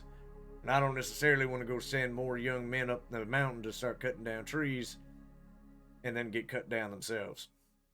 Of course. Could you tell us So where exactly up in the mountains the mill is at? So our current mill is gonna be, and he rolls out a map in front of you guys. And you can kind of see it's like the river valley, and you see like there are 6 points on the valley. So right now we are currently cutting down number 4, so it's gonna be on the. Actually, hang on. Let's see. Let me double check if I actually have.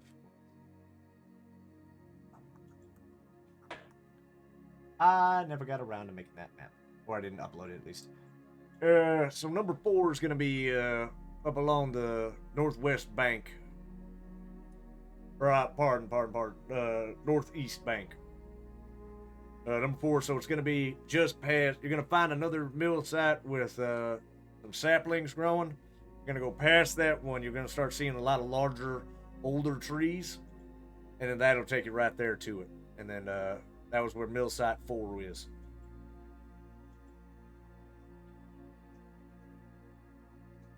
All right. I guess we will start our investigation. I would. Not that I don't trust y'all. Obviously, I would hate to offend you, Ms. Genvia. However, I am gonna have to require to send somebody with you. Of course. Do what you need, Mr. Harvick. Wait, y'all are okay. Well, he kind of looks at the group of you. I imagine y'all don't mind traveling with a half orc. No. All right. I wouldn't mind. Does he stink? I mean, yeah. He's one of the younger druids, druid apprentice, I believe is the term they use. He's out here taking care of some of the saplings, and obviously with the men floating down the river, we immediately got him out of there. Or we called for all our people to come back, and he was the only one who would come down. He was at lumber site number 3, tending to the saplings. So he should be over in the forge with my sister. He hangs out in there, likes it for the warmth. Do we have a name for this druid apprentice? Well, I do a bit of an odd one. The most I got out of him was shump. He doesn't shump. Yeah, he doesn't speak common all that well. Kinda. Some say he was injured pretty severely as a child, and due to that, his speech isn't all there. He understands common well enough, but yeah, I don't speak a lick of orc, so I can't help you out there. Well, us Centaurian dwarves, we got it covered for the orc side of things, so it's fine. I got it covered. Yeah, it's fine. Well, lucky you then. You can tell me all the wisdom that Shump is keeping up in that noggin of his. You get back. But yeah, he's a little slow, but he's a solid enough individual. He's been here about a month or 2, so doesn't pretty passive as far as doesn't really. Once saw a wolf attack him, and he just kind of let the wolf gnaw on his stick instead of like trying to shoot the wolf away. His staff, I should say, his stick, his walking stick. Yeah. Oh, I was quite curious on why he would just be carrying a stick around, but you know.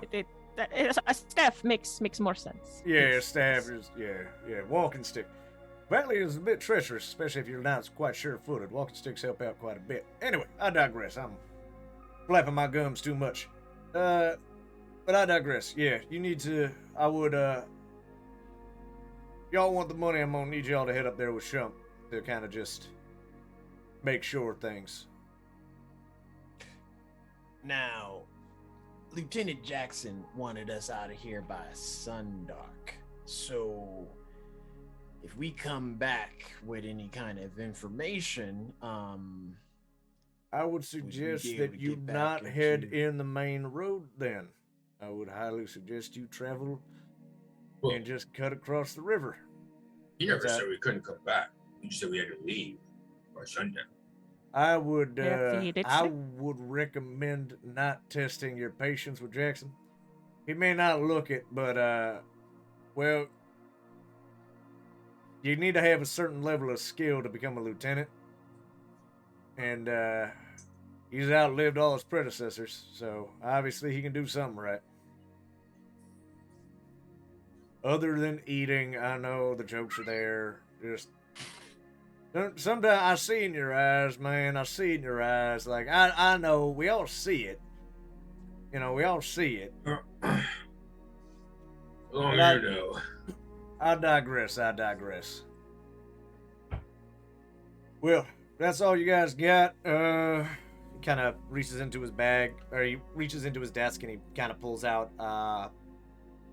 four little. He kind of starts counting up some coins. 4 bags dropped in front, 25 each. Here's the down payment. 25 gold each. Thank you kindly, Mr. Harbeck. Now, let me be very clear.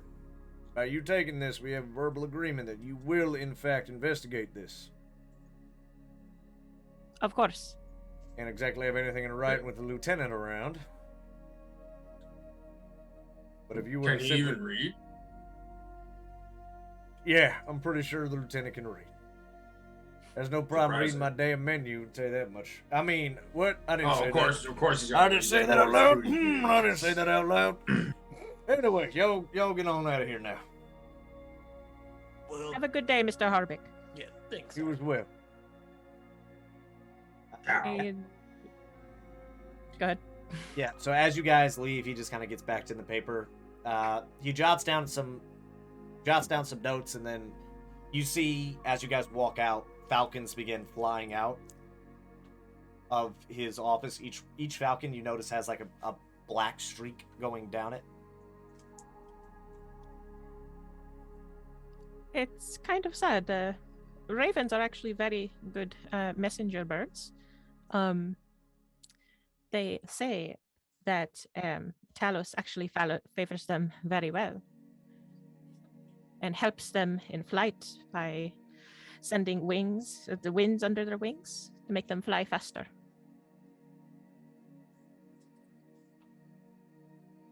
Who's Talos?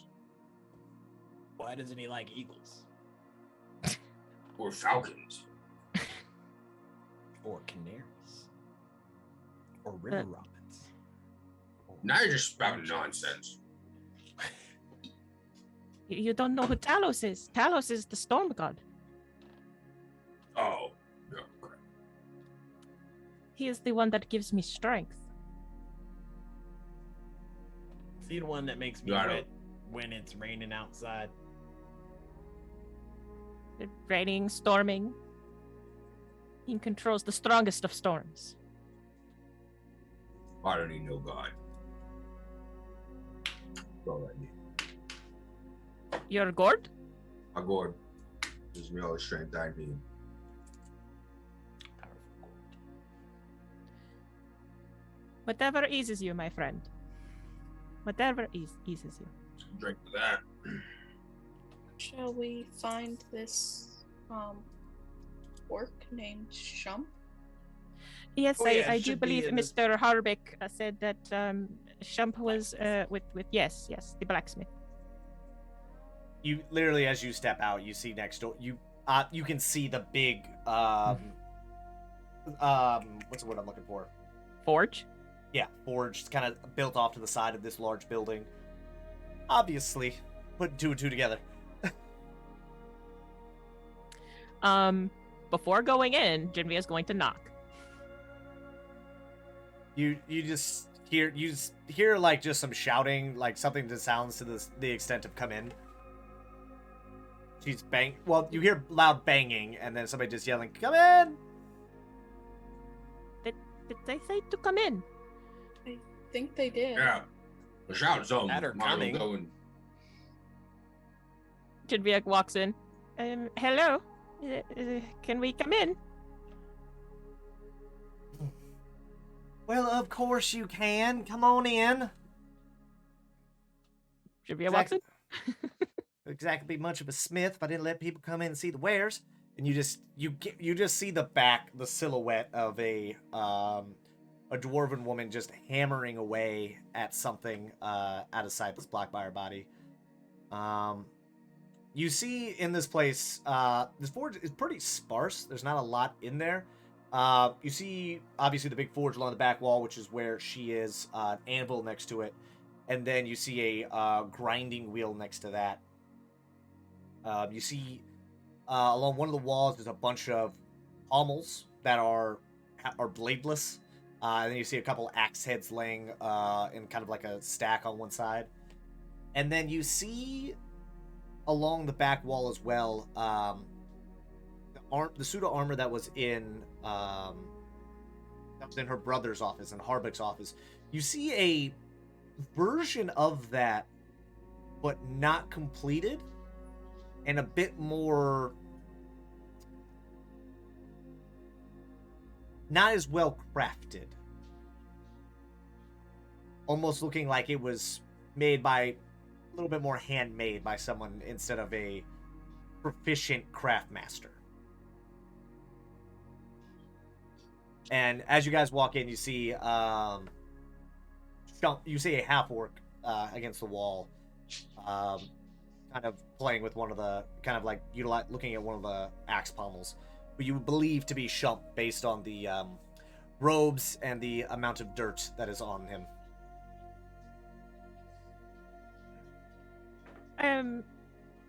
My apologies for intruding, but Harbeck sent us to pick up Mr. Stump. You're here to pick... Oh, so you must be some of the individuals he's sending up the mountain. All right. So what can I do for you? She turns around and she looks at the rest of... looks at you. And she's like, wipes her hands on her apron. I'm sorry. Where are my manners? I'm Amber Ungard. Hey, how are you all doing? It's nice to meet you, Miss Amber. I'm Jinvea Stormcall. She extends a hand out to you. And she takes her hand, shakes it. You feel it is very calloused. Just a very callous... she's squeezing the shit out of your hand. She is, overexcited, gleeful, oh my god. Jinvea smirks. Quite the grip you got. I'm sorry. I'm so sorry. And you are. No. That's a good thing. That's a good thing. She turns to Nissa. And you are? I'm Nissa. It's a pleasure meeting you. It's a pleasure. She squeezes your hand, not as tightly, because now she's, very painfully aware, but she's also, and then, she looks at Felgrim. Felgrim, Orlac. Goes to shake your hand, or, extends her hand out. He goes to shake it, but he adds some strength to it, so he wants to see the strength that Jinvea... I've never seen a lion before. This is a Leonin. Sorry, Leonin. I'm so sorry. I'm so sorry. Forgive my ignorance. And you. Or resemble a lion, it is what it is. And then you, sir. DM, how tall is she? Let me double check. Oh my gosh. Let me double check. Is she taller than Bev? She is 4'2". Okay. Bev's gonna be like, name's Bev Romney. You can call me Bev. She extends her hand out. He shakes it. Yep. Puts a firm grip on it. Oh, Bev Romney. Yep. Bev. What Bev. clan are you from? I was telling your brother, the Centaurium. You can't miss it. It's actually very Centaurium. small. She immediately, as soon as you're done, goes back around the corner, pulls out, a notepad and begins writing some stuff down, jotting down everybody's name and, Bev is just, Bev Rami Centaurium. Hiding behind Felgrim, just... I'm so sorry. I'm tickled pink. I didn't. We had sent out word, and I didn't actually think any actual adventurers would show up. I mean, you're just. May I? And she's looking, Genevieve. She's kind of like looking at your axe, and then like she's talking and writing at the same time, like just a mile a minute. I'm sorry. I've never. I left the mountains to do a bit of adventure myself, but my brother says, you gotta stay here, do our part for the clan. But I digress. But yeah, what can I do for you? What can I do for you? Well, we were sent by your brother to pick up Mr. Shump. Oh, Shump. Yeah, he's inspecting the pommels, as we lovingly call it. I just think he likes holding them, to be honest. He keeps trying to enlarge them to use as a new walking stick, but I told him they're not for that. And she looks, and then you see Shump in the corner just like immediately drop the one he was holding, like, and then like just kind of begin doing one of these motions, like. I digress. So that, I mean, is that all you're here for? Just get on him? What do you have for wares? Well, I have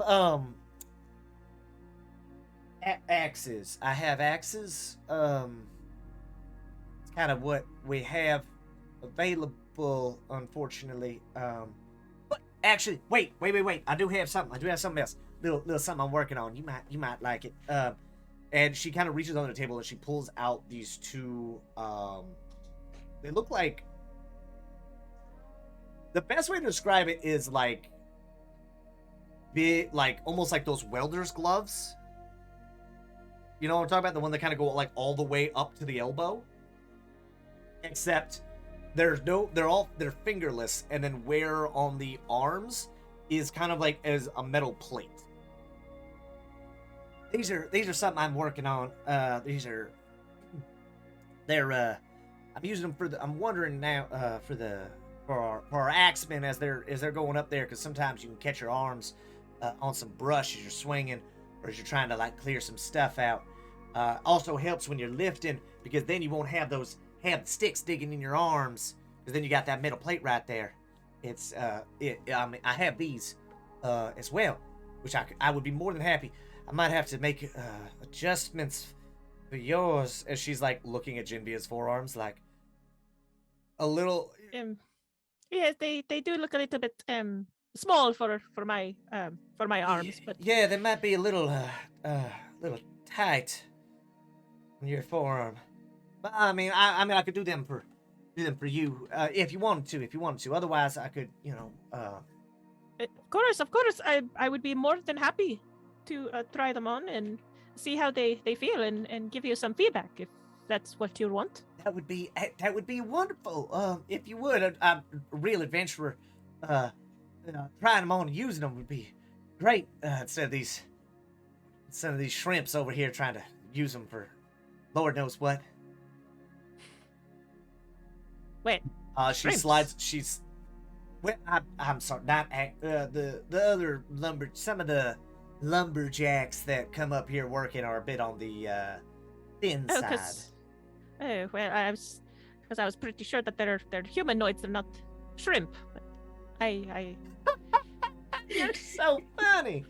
That's so funny. You're so funny. She looks at Amber with this puzzling look, like.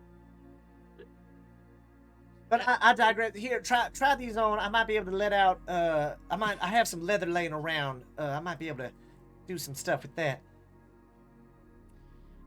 Bev will sure. be like looking at her, not so much her wares, but the stuff that she uses for smithing tools, just like browsing what her setup is. She's got most of them like around her waist. If you want to give me a perception check to see like if you can actually like. Torque, you want to help a brother? Yes, Torque. I will give you going. Oh no, Torque, you failed me. Going forward, same thing. Going forward, we will give. We will say Torque can help you 5 times per long rest. Okay. 11. Just to kind of make it so that way you can't literally get help every single time. Be like, Torque, where are you? Bad at?" roll, Torque. Bad roll, Torque. Bad roll, Torque. All right. That was a bad roll, So an Torque. 11. You can. I mean, you see the general stuff. It's nothing like you can't tell exactly what's.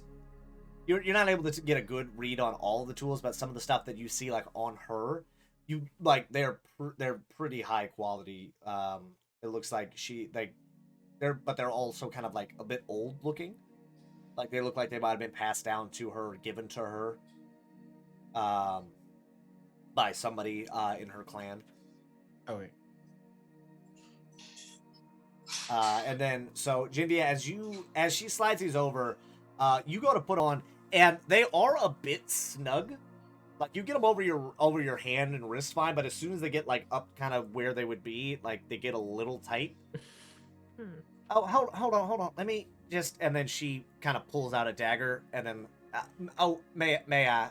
I'm sorry. She sets a dagger down. Yes. Like, No. Go right ahead. Go right ahead. She takes it and she kind of like grabs your arm and like puts it on the counter. Like she is now just like in full, like she asked to be nice, and now she's just like, like your arm is now like, oh, okay, all right. I guess I said go ahead.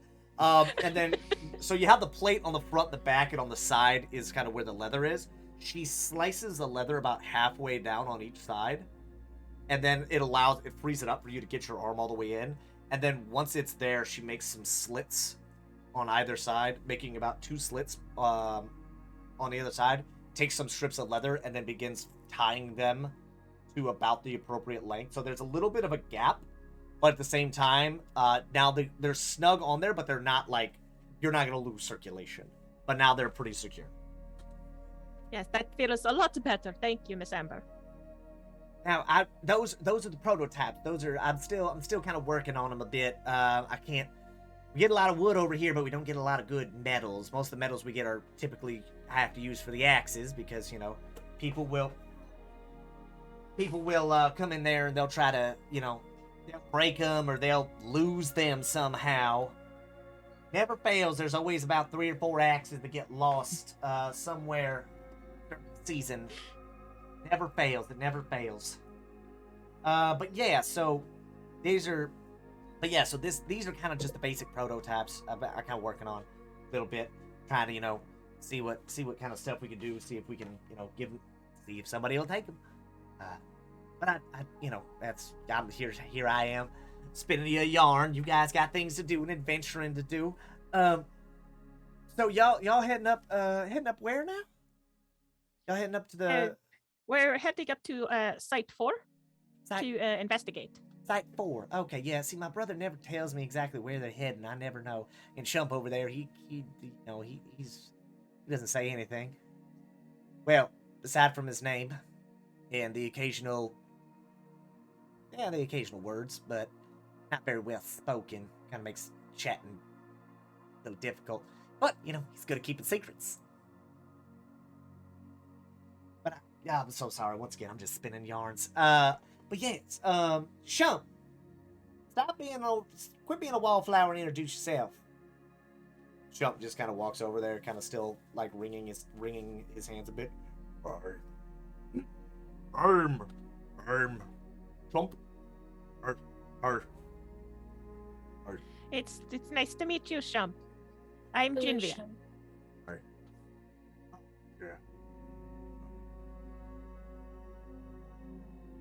He just kind of does this. He's like it looks like he wants to say the name. But Good try. Bev will go, I am Bev Romry, but he'll say it in Orcish. His eyes kind of like bulge out a little bit. You hear, oh my gosh, you actually speak Orc? You guys, all you hear is Felgrim hears it as well because he also speaks Orc. Nobody knows that yet, but yeah. So you hear that as well. Oh my gosh, you speak Orc? Yes, I do speak Orc. Very good. So once again, between the two of you who don't speak Orc, just hear these two going, Ah. Well, Yes, remind me to learn Orc. um, Sounds like a very interesting language. this is great. Really is. I haven't talked to anyone in months. I think boy, yeah. It's scary up there. Scary. Up in the What do you middle? Felgrim says that. You speak Orc too? Not one, but two. Well, of course. Oh my! He starts wringing his hands even more. So this is great. Well, let's go. I can it's more just scary in the way of like, monsters and such. Oh, we can kill those. We can handle those. You can? Program turns to Bev's just like- Jinvia and Nissa and like, all right, you're gonna help us. We're good. You're gonna show us. He's really excited because we can speak Orc. Apparently, nobody else here can. Weird. But yeah, so we're gonna go. I mean, it's not it's not common around here. Sorry, I can speak Dwarvish, Elvish, and everything else in between, but Orcish is just not something I picked up. I'm sorry. Elvish. I can only speak Common and Giant. That's all the languages I know. Big giant too. Oh, you are just full of surprises, aren't you? Well, I am a Goliath, and yes, I do know Giant. I also speak Giant as well as Elvish, Dwarvish, and Draconic. Oh my, you are well versed as well, aren't you? Jinvia takes Nissa's hand. Please teach me these languages. Bev is just sitting there like. Jeez. You can see, you're not sure. Actually, everybody roll me an insight check real quick. Everybody roll me an insight check. It's an 20, not 18. nat. Also an 18. Oh my god! I got 15. This ain't a hard DC. You guys notice she's getting a little red and starting to kind of sweat a little bit. Y'all not sure if it's just the forge or something else going on, but she is warming up a little bit. Sorry, I've been hammering away all day. Sorry, excuse me. She walks. Miss she Emma, walk- do you need to drink? She like holds out her water skin to her like. No, I'm fine. I've got my own, but bless your heart. Thank you so much for that. I've got my own special little concoction over here. Look, and she takes a big swig. You know damn good and well that ain't water. Well, please just. Well, actually, make hang sure on, you hold on. Don't overwork yourself. Knows damn good and well it ain't water. He sees it. But the rest of you are just like, you just see her knock back something. But Felgrim knows just by the way that went down, like, that water. Please, He's just on his own Miss tennis. Amber. Miss Amber, please do not overwork yourself. Oh, don't you worry about me. I got one more axe, and then it's back to, well, side projects, between those and that over there. And then she kind of points to the armor. Not quite ready yet, but, sooner or later. So you made this armor. Yeah, it's based off the clan's designs, but according, I'm not quite a clan craft master yet, but I'm still working on it. I still think it'll do the job well, personally. It's a very beautiful piece of armor. Oh, wow. I must say. Wow. Is there thank you. leathers in this spike like armor? So the armor itself, give me just one. I've got the actual armor. Just so I can get you the exact one that it is. So there is bits of leather, so it's spiked armor. You would know this as being dwarvish. There are certain clans that have some of their like more predominant warriors. Like this armor is not just given or bought. This armor is typically earned, either by through great sacrifice, noble cause, or just kind of doing something for the clan, like doing something bigger than yourself. Being a selfless dwarf, like whether it be that you served a long time in the mines, you were going off to war, and you came back with, served with honor. It'd be kind of one of those things. It's very much seen as a symbol of pride amongst dwarves. To like, you see that, it's like, okay, that person is like, they've done some shit. They've done some shit, and they've been recognized for it. And you can see, and like I said, with hers, it's a bit crude. Like the design is there, the leather working is okay, but the metal itself is it needs a bit of work. It needs a bit of refinement to it.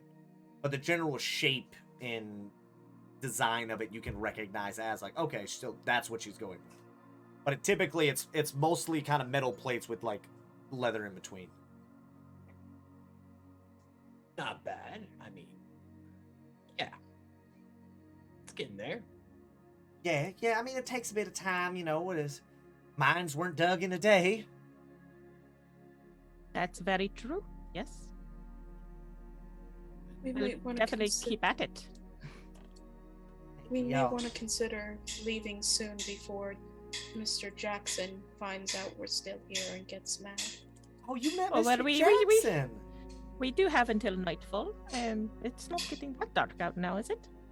Well, I suppose you still have a little bit of time, but Mr. Jackson is, well, he's he's not a very patient man. I mean, he can be a little jerkish from time to time, but I mean, he's well intentioned. It's difficult, of course, keeping order in all this area.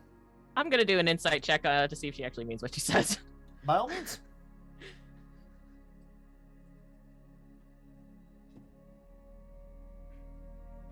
15. From what you can tell, she's meaning every word that she's saying. We must just got the wrong side of him then. But Well, he did say that he did get a little bit hot-headed at times. Yeah, Everyone has those days. it's a little, it's stressful. We've got these murders out here. We got the animal attacks up in the mountains, and then now, people coming and going. And then I heard there was a Minotaur walking around who had like assaulted a ship captain or something like that, was just wandering about. It's a difficult job trying to be a lieutenant out here, I imagine. Of course. Word gets around fast. I mean, he was. I mean, the guards came back. They said he outran them. I mean, he's a Minotaur. What do they expect? Well, I mean, they're. Yeah, you right. Never seen one myself, but I imagine they are quite the specimen. They're not impressive. She kind of looks like you, like, oh, really? Like, Okay. Well, I'm sorry, I've taken up enough of your time. Shemp will show you way up there. He'll be able to help you out. To number 4, you said? Shemp, you know where that is, right? Yeah, you know where you're heading, right? And he just nods to her. All right, well, y'all have a blessed day, and may your path be safe. Well, Okay. thank you, Miss Amber. Okay, Miss Amber. We'll see you when we get back. Have a good day. She smiles and waves as she just watches you all leave. And Jinby is like looking at the bracers that she's got on. I must say, I've never seen anything quite like this. So with those bracers, they're made, like I said, they're very kind of crude armor. You can tell that they are not the best. Like, they're a little heavy, but they're also not too, like, for you I they're mean- not bad. For like, if somebody else had put them on, like, it'd be like that. But you can tell, like, there's a bit of weight. Like, these could be lighter, but these aren't bad. I mean, it's better than anything that she could make. So I mean, like, True. she's impressed either way. And with those on, you will get a +1 to your armor class. Sweet. You can just go with I'll sort out what there actually are, but for now, just go with your armor class and then just add a 1.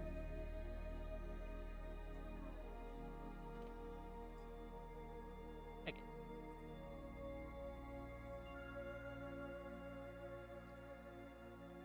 Alrighty.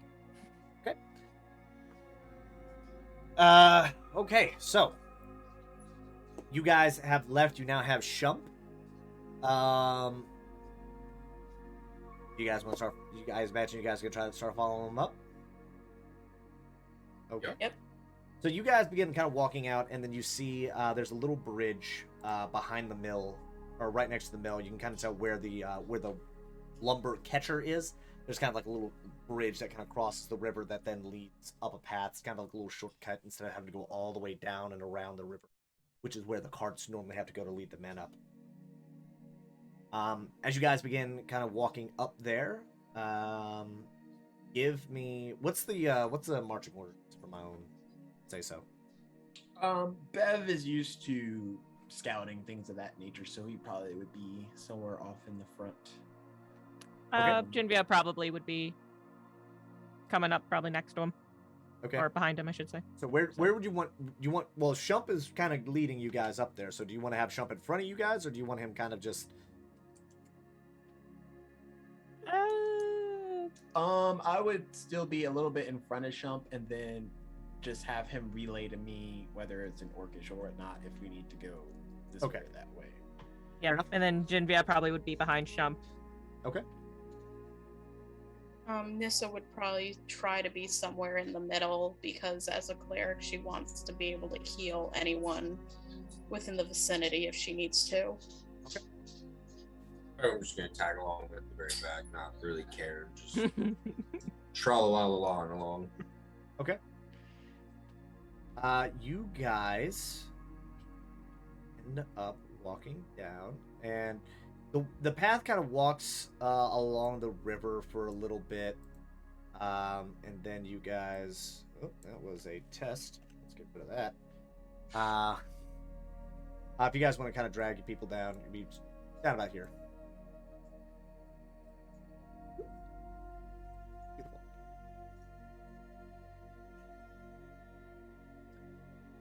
And then I don't know if I got Shump in here or not. We will use. For just one moment while I find a character suitable to be Shump. Out of all 95 of my characters that I have in here.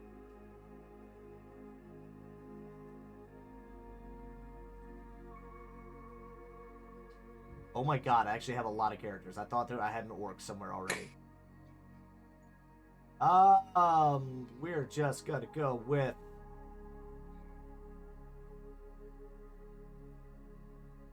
give me something that's not humanoid. There we go. That's Shump. For now. Once I get it, I'll get Shump back with image in there for the next metal armor you have. It's actually all just bramble. Oh, It's all nice. sticks. It's all sticks and bramble. Mm. Dirty, That dirty. highly looks like metal. Okay, got it. It's got a sheen to it. Sheen. He takes good care of it. Some of that wood polish. Yeah, that wood buffs that shit out. Put a nice clear coat over the top. Yeah. So as you guys are kind of walking along, the sun is starting to set. Shump would tell Bev would kind of relay to you that the number 4 campsite is probably about a day and a half's walk. And the number 3 you guys might be able to make by nightfall. Well, by like Is there an hour or two spots after. at these camp spots? Yes. Or these sites? Yeah. So these spots are so I guess I'll explain it out a little bit because I imagine you guys would have gotten this information from Hargood. But essentially these sites are where they bunk for that week that they're on. So they normally work like a week on, week off kind of thing. So they go up there for 4 on 3 off. That's what it was. So they're up there for about 4 days. That's where they stay, and then they come down for 3 days, resupply, and then go back up. So up there for those 4 days, they have like sleeping, like they have fire pits, they have like little shacks that have like kind of cots, like very kind of bare bone essential stuff, like nothing too flashy, nothing real gimmick, like nothing real nice, but just like a roof, someplace to eat, stuff like that, places to sleep. And so they kind of let you, he let you know about that. And he lets you know that 3, you'd be like a few hours into nightfall before you can get there, and the next one's gonna be like another full day to travel to get to. So I guess we'd probably be in the agreement to try and make it for the number 3 site for tonight. And kind of set up camp. Yep. Yes, that would be very ideal. Go ahead. Go ahead, roll me a perception check, Bev, since you're up front.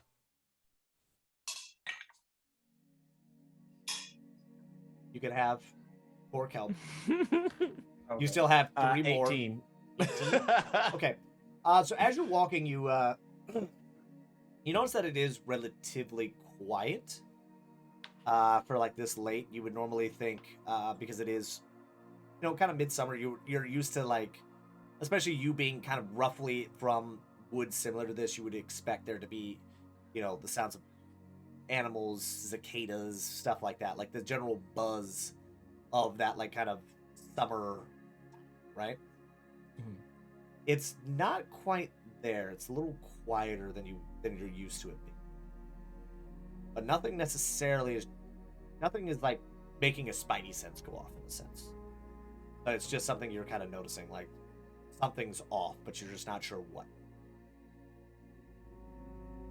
Can I have Torque like surveillance sky Yeah, around sure. us? Just Sure, by all means. I know for a fact I don't have, unless you got something. I'd say unless you got something I ain't got here. That's Torque. Oh my goodness. It's up. I mean, I have something, but I would need a character sheet for it. But anyways, yeah, that's future us problems. But yeah, he's just flying around Okay. in the sky. So yeah, as you guys are kind of walking, you guys want to do anything as you're traveling, or just kind of moving? Would any of us be trying to get to know one another a little bit more? Or... Up to y'all.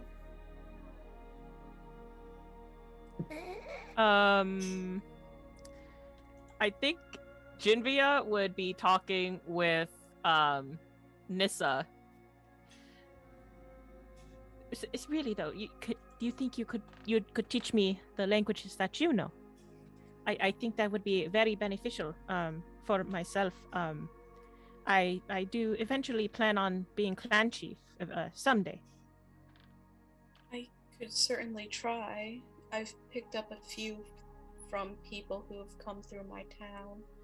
I've had to learn a couple of different languages so I can help treat and heal others.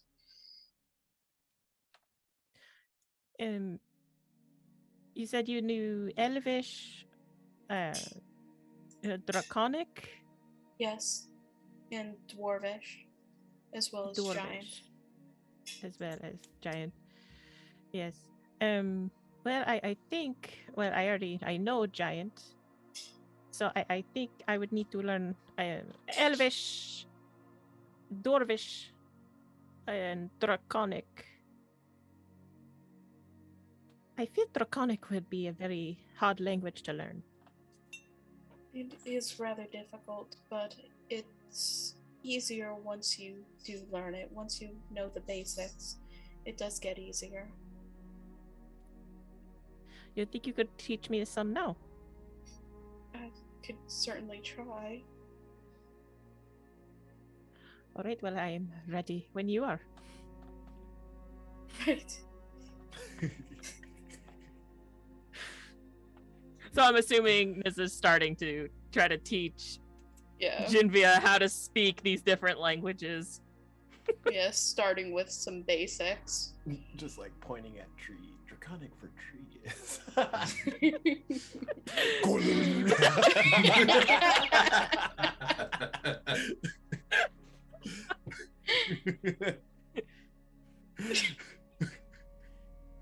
Love it. Okay. So, yeah, so you guys are moving through. And if there's nothing else, then you guys kind of make it to the campsite. We're just gonna use this map just because I got a map for map 4, but I also don't want to keep just reusing the same map. Although it would just kind of be copy and paste. I digress. So you guys make it to the 3rd campsite with no issues. It is dark by the time you guys get there. Give me a perception check. Everybody give me a perception check. 15. Did you say I had 3 assists left? Well, now you have 2 because he just helped you on that last one, right? Okay. Yeah. That's better. 20, not net. Yeah, so we got I got a 30, 22. 22, 23. 23. Okay. So, all of y'all notice as you guys walk up into the spot, or walk up into the 3rd area, you guys hear a rustling coming from the edge of the clearing. You guys are all... you guys kind of hear something coming from this general area as you guys begin setting up your camp. Jinvia kind of like holds up her hand. Do all of you hear that? I do. Yeah. Jinvia immediately grabs her great axe, pulls it out. And Nissa hesitantly pulls out her mace, preparing in case she needs to defend. Jinvia's gonna walk up to Bev. Bev, did you hear that over there? And she kind of points to where she heard the noise from. No, over there? Yes. Yeah. Bev just starts walking over towards it. Jinvia's gonna follow him. Okay. Or As you guys begin walking closer, Shump is kind of just tending to the fire, making sure that. Nissa, are you hanging back? Nissa's gonna follow them, Okay. but try not to stray too far from Shump in case he needs help too. Okay. So as you guys kind of get over there, you see some eyes looking at you, 2 pairs of eyes looking at you from the forest line, and you hear a deep deep growling noise that Bev, you would know instantaneously, like, yeah, that's a wolf. Those are wolves. That's wolf. Wolf. Wolf. Wolf.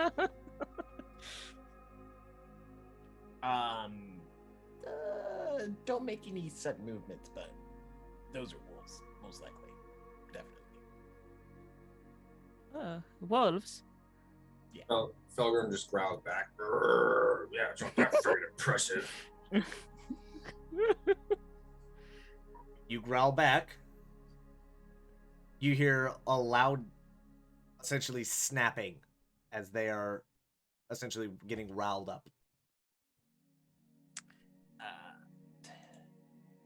As another one pokes its head out just a little further off to the side. I usually travel in bigger And another groups. one begins coming out of the clearing Because there. They don't let themselves be known unless they have kind of a packed advantage. Jinvia is going to make herself look Yeah. as big as possible and yell out in like this booming giant voice, "Visk Fruha!"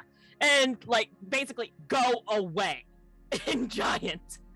Did you just Skyrim these fuckers? Is that what you just tried to do? Yep. Okay. Okay. Okay. Hold Um. on 1 second. One moment. That's not what I need. I need... Let's go. We gotta change up the music for this now. Okay.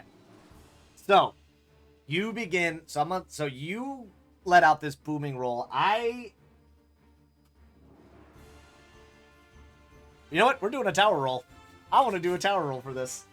Ladies and gentlemen, if you guys don't know, we have the Tower of Terror, which are Let's rolls go! that can change up how the game plays. We have our lovely little tower here that you can see. Eventually, this will be, like, better looking, but this is the first attempt, so I want to make sure it works first. So, Genevieve, you are going to be making an intimidation roll against these wolves. Against a, we'll do a wisdom save technically, right? Against the wolves, which let me pull up a wolf stats real quick. Okay. You're going to be doing against, the wolves. So you're going to be trying to beat them. So, I want you to pick a d20 that you see, any color that you'd like. And we will go with that. We will add your intimidation, and then we'll see if the wolves can beat it. Ooh, I don't know, chat. What color should I pick? I'm thinking the white. Not Okay. gonna lie. Ooh, the red? Ooh, Tina says Ooh. Ooh. For the blood fuel. Oh, blue? Oh, Say, are we talking the blue and pink one, or are we talking the solid blue over on this side?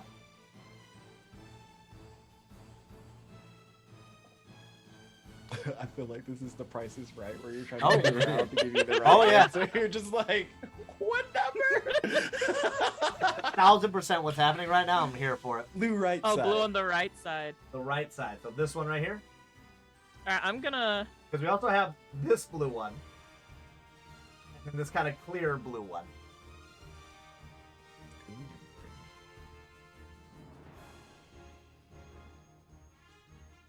No. Ew. All right. No. Apparently that was the So, wrong dice. to first off, pick up. don't you dare insult my dice. He's like, All right, hold on. Let me roll a d4. Hold on. Okay. Okay. Blue it is. I rolled a 3. Okay. So 1 would have been the white, 2 would have been red, 3 would have been blue. Okay. So this one. The one on the right. Yeah, that one. Okay. So this is gonna be your roll. We're gonna add your intimidation to it. All right. And then we're gonna see if you can intimidate the wolves. Let's go. What does it say? What does it 6. say? That is a No, 9. 9. So what is your intimidation? Oh. So what's your intimidation? My intimidation is a +2. So Plus it's 2, an so an 11. 11. Okay. So we got 4 wolves. So we will say, because you're shouting at all 4 of them, so we're going to see if you can get any of the wolves to run away. So they need to beat an 11. Their wisdom is a +1. So they got to meet or beat that 11. So, in other words, they got to roll a 10 or higher. 10 or higher. And they stay 9 or less, they run away. You guys, That was whammy. Oh. my goodness. Oh, wow. Looks like One of them staying? is What? staying. Only one of them is That's staying. not pack tactics. We've got an 8. That was not an 11. You better I leave bumped with that your one. buddies. An 8 and a 15. So one of them, you managed to scare 3 of them, or frighten 3 of them with that yell. Let's go. So 3 of them, we will say this one. I don't even know what to put. You know what? We'll just put. Let's put that.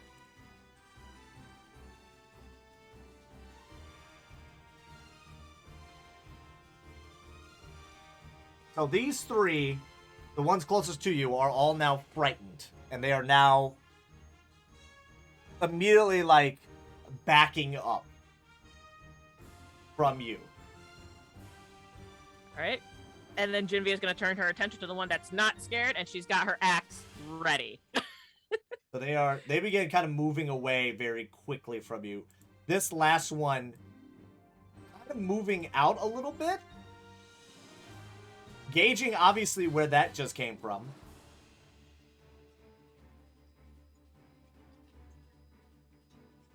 We're gonna roll. I'm gonna roll I'm gonna roll a d20 here real quick and see if this thing is gonna be smart enough to like realize that like, oh shit, my pack left me, or if it's gonna try something.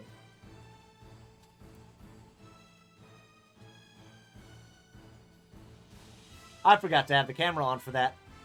So it rolled a 1. Oh no. So in other words, it's gonna stay. I need y'all to roll for initiative. Woohoo!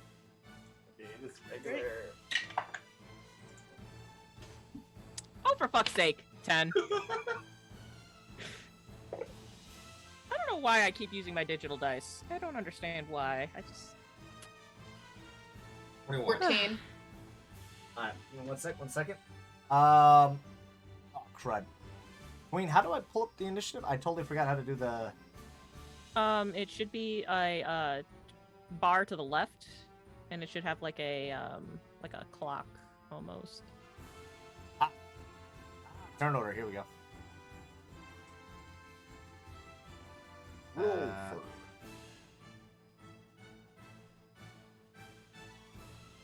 Click the blue cog, and then you just add the names. So add Okay. custom. Yeah. Yeah, okay, thank you. Mhm.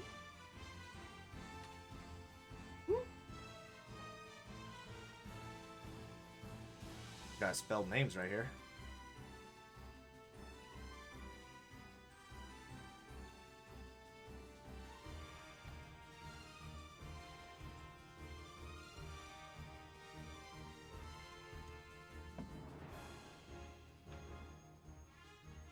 Oh, whoop.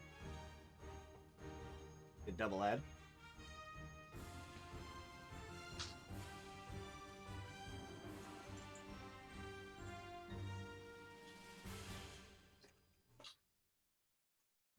Okay.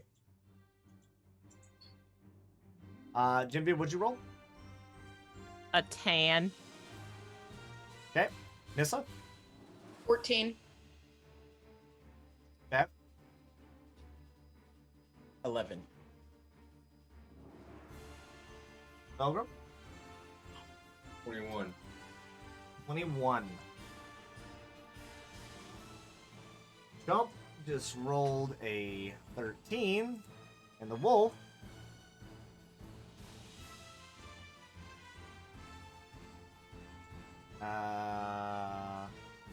plus 2 has a 19.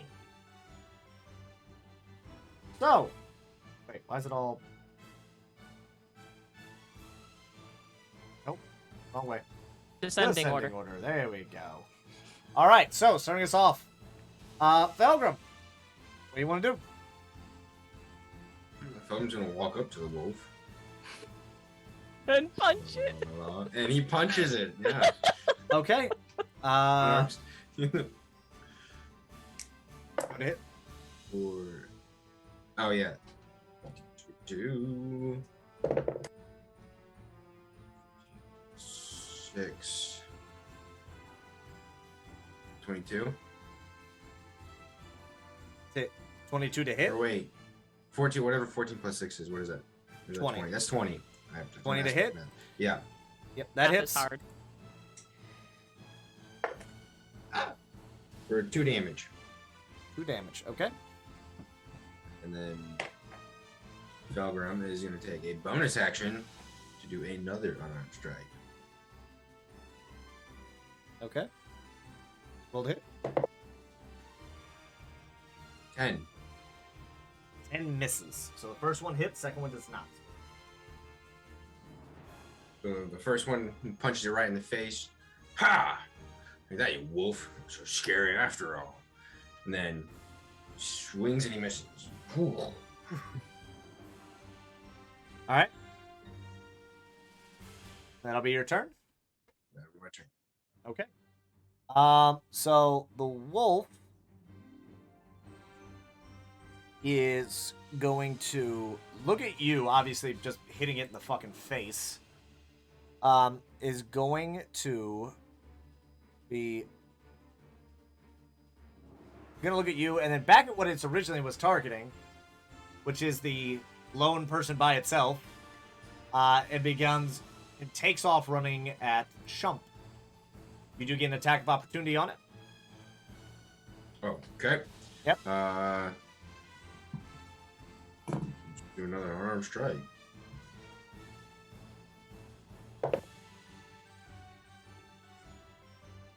It's 12. 12? 12. A 12 does not hit. So you go, so the wolf takes off, and you go to hit, and it's just the wing and a miss. So it runs up to Shump, who is was not paying attention, was very much looking at the fire. Turns and just sees this wolf come up, and the wolf is gonna lunge up and bite the shit out of him, or at least attempt to. Nice right in front of me. I'm not gonna keep using the tower over there. All right, so it goes to bite, and that is going to, let's see, rolled a 18 plus. Oh yeah, so that's gonna hit, and that bite is going to do.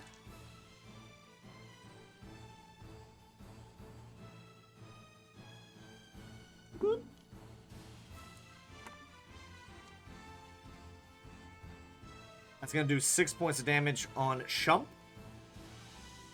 And Shump is going to need to make a saving throw, or be knocked prone. So let's see. Shump's strength. Shump's got some strength to him. He's got a +3. So he's strong boy. He's strong boy. Let's see if he can manage to stay up. Gonna roll this one. Actually, no. We're gonna use the skull.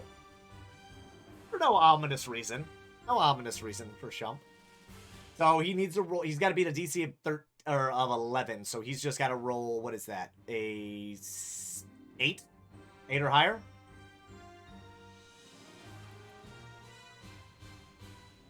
Man, I gotta up the camera quality. That's a 19. So he's still standing, but the wolf is now biting into his arm. And that is going to do it for the wolf's turn. Nissa, what are you doing, my dear? This wolf is now latched on to your boy's arm. Nissa is going to walk over to the wolf, and she is going to cast Inflict Wounds. Okay. Is Inflict Wounds a range spell? No, it's a touch. Yeah, got it. Just making sure. Alright. Does a 17 hit? 17 is definitely going to hit. She's gonna grab this wolf and fucking yeet it off Shump. And that's 13 damage. 13 damage. Okay. So as you go to grab this thing, you grab this thing by the scruff of its neck. Does this thing have a verbal component at all? No, it just says touch. Just a touch? No, I mean for the actual spell. It'll say up there like material, verbal, somatic, like if you got to do like a hand thing. Yeah, it says verbal/somatic. Okay. Do you say anything as you go to grab this thing? I'm going to say, let him go, leave him be. So as you go, you grab this thing and just, you're like, let him go, leave him be. And like, as you do, you just feel this like pulse of energy go through your hand as this dog is like on Shump's arm, just goes, and you now have and it just goes limp. The wolf is dead. It is out of. You are now out of initiative. Oh god! And Nissa is gonna drop the wolf, and she's gonna be like, "Oh my god, did I seriously just do that?" Oh no! Oh, Falgrim just, yeah, see, told you they weren't that impressive. Stupid animals. Claire's the wolf slayer. Yes. Oh no. Oh man. And Jinfia's gonna be like, "Praise be Talos." Nice raining? work, Nissa. Falgrim walks up to her, pats her on the back. Well done, well done. I wish we didn't have to kill it, to be honest. Well, they should have realized it wasn't top the food chain when it showed up. Or its pack left, one of those two. It's our mistake. Are you alright, Shump? Shump. You kind of see him kind of like flexing his hand a little bit, the one like of the hurt hand. And then he just kind of and you see his wounds kind of begin to slowly close as he casts healing word on himself, which is going to get him not all of it back, but you know, good amount. You can still see like where the teeth marks were, but like they're not. It's kind of more like they're like scabbed over. Shump. He looks over at Bev. Like, whoa, ow! I didn't even see those things. You didn't see them? It was right there. There was like 4 of them. I was doing this. I was trying to like set the fire up. I didn't know we had wolves all the way out here. You didn't see us all pulling out weapons and running away? He was oblivious. Y'all just walked away. Like, Jinvia's looking between Bev and Shump. as you guys just hear, What? Dogger. What is he saying? He didn't see the wolves. Oh dear. Well, at least we're all right now. All right, he's okay. Yeah, he should be fine. And Bev is just gonna walk over to where he's working on the fire and do produce flame, and then chuck it at the wood. oh no, the fire's already started. Oh, okay. He started the fire. He was getting it to the point of like cooking. Like, Oh, okay. yeah, that's why he was like, yeah, the fire had already. Well, yeah, that was the thing. He was just like making sure the wood was in a good spot to where it would actually be able to cook and not just be like, But yeah, you said you dropped the wolf as soon as you were done, right? Yeah. Okay. All right, yeah. Have a wolf corpse next to you now. Well, Nissa is now mentally praying forgiveness to her deity for taking a life. Okay. Bev is going to start carving the wolf and like Yeah. skinning it to use the pelt. Before you, as you begin, I guess, just as you do, you notice this wolf is pretty scrawny. Like, Oh. this thing has been, well, it looks pretty malnourished. Like, you can see the ribs, like, you kind of, based on how it looks, you're like, oh, you can kind of decide for like, oh, that's why these things just were attacking us. Like, it was strictly like they were looking for food and they were like, well, there's food. And Alright. they look, yeah, so they're a little malnourished, looks a little weak. oh, look at that friggin' thing. I wonder it stayed. Hey, Shump, are you familiar with the livestock or creatures here in these parts of the woods? Well, I mean, yeah, like, kinda. I mean, I've been here like about a month or so, and I'm still getting the lay of the land. I was living out here amongst them for a little while. Is food that scarce that wolves get this? Well, I mean, it's kind of weird seeing them this far south already. Normally, South? well, because normally they only come down this way around the winter. Seeing them here in the summer is a little weird. They must have came pretty far away. But I don't know. What is he saying? Well, we asked him where the food source is, why these wolves are so scrawny and attacking.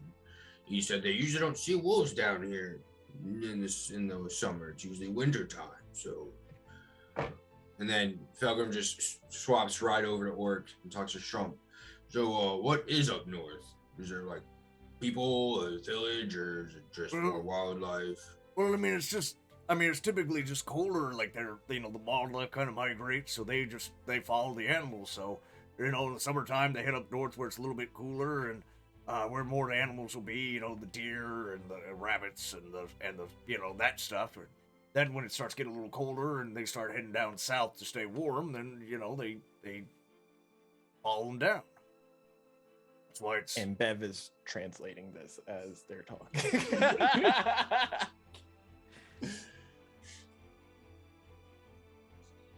Yeah. So while you're doing that, give me sleight of hand as you're carving up this wolf. Well, I don't even know if it's worth it if it's that small. Well, no, it's a 21. let me rephrase this. It is a good size. Like the wolf's size is good. It's a big It's wolf. just It's thin. skinny. Like it looks malnourished. What'd you roll? 21. 21? Yeah, you skinned this thing, no problem. This is second nature to you. You managed to get a pretty good bit of the hide with no real issues. You managed to get a little bit of the meat of what is left on what's on it, which is probably enough for about 2 days worth of rations if you were to salt it and cure it and all that properly. But yeah, so now.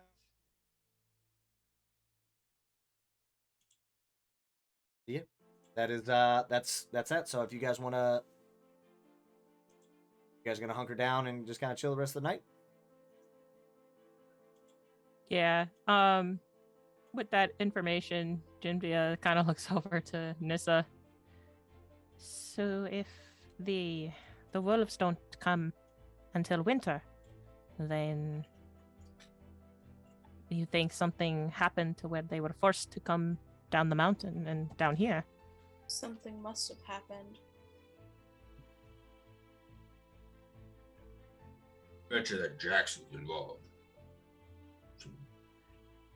You're very set on Mr. Jackson, aren't you, Felgrim? Well, he was a pompous jerk for one. And two, with the info Habrick gave us about his dealings with other mills and lumber yards and everything, and how his is the only other one that is independent, it seems to me. He's got a hand in it to try to make it less independent. A merger that stops wood production would,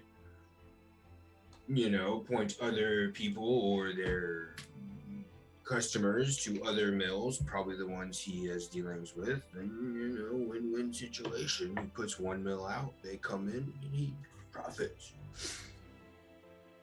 That's just a rumbling old drunk. Who knows?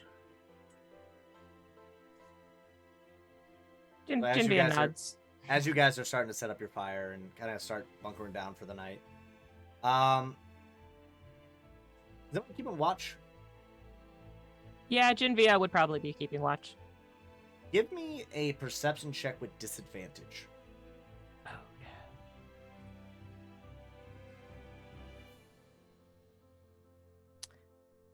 23. I rolled a 19 and a 20. The reverse 1-1. With a 23. With a 23. As everyone else is kind of sitting there, and I imagine Bev is starting to cook the wolf, and everyone's kind of like sitting and relaxing and kind of getting ready to turn in for the night. You begin just kind of looking out over the river, and you notice something catches your eye above your head. Through the firelight, you kind of catch the glimpse of something flying overhead, but you're not sure what exactly. Even with that very good roll, you see it, and you can tell it looks bird, but that's about all you get. So it was bird-like. It was a bird, and it was fairly oversized overhead, but wasn't anything. It's not a fucking dragon. Let me put it like that. Something is flying. You notice a bird kind of flying overhead. Up further, looking like it came from down south where you guys were, and it's going further north up the trail. Just a regular bird, or like... As far as you can tell with the dark, even with, like I said, with that good roll, you do see it. Let me tell you, if you had rolled anything below an 18, you wouldn't have saw that fucker.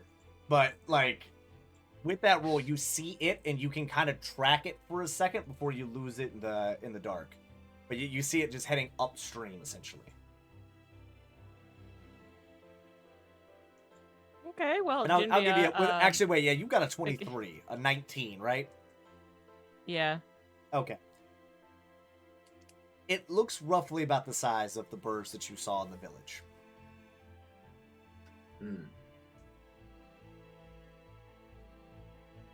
And on that note, ladies and gentlemen, that is going to bring an end to this episode of Legends of Noia. If you guys enjoyed it, please make sure you hit that little heart at the bottom of the screen. We appreciate you guys so very much for stopping by. Dungeon Mechanics is a channel in which you have a multitude of different shows with DMs like myself, the Judgy DM, as well as a bunch of others. So if you're not already hitting that heart, please think about doing so. We have the schedule posted up down in there. Join the Discord so that way you can stay up to date on all the games that are coming out. And we will catch you guys next time. So until then, stay safe out there. Bye!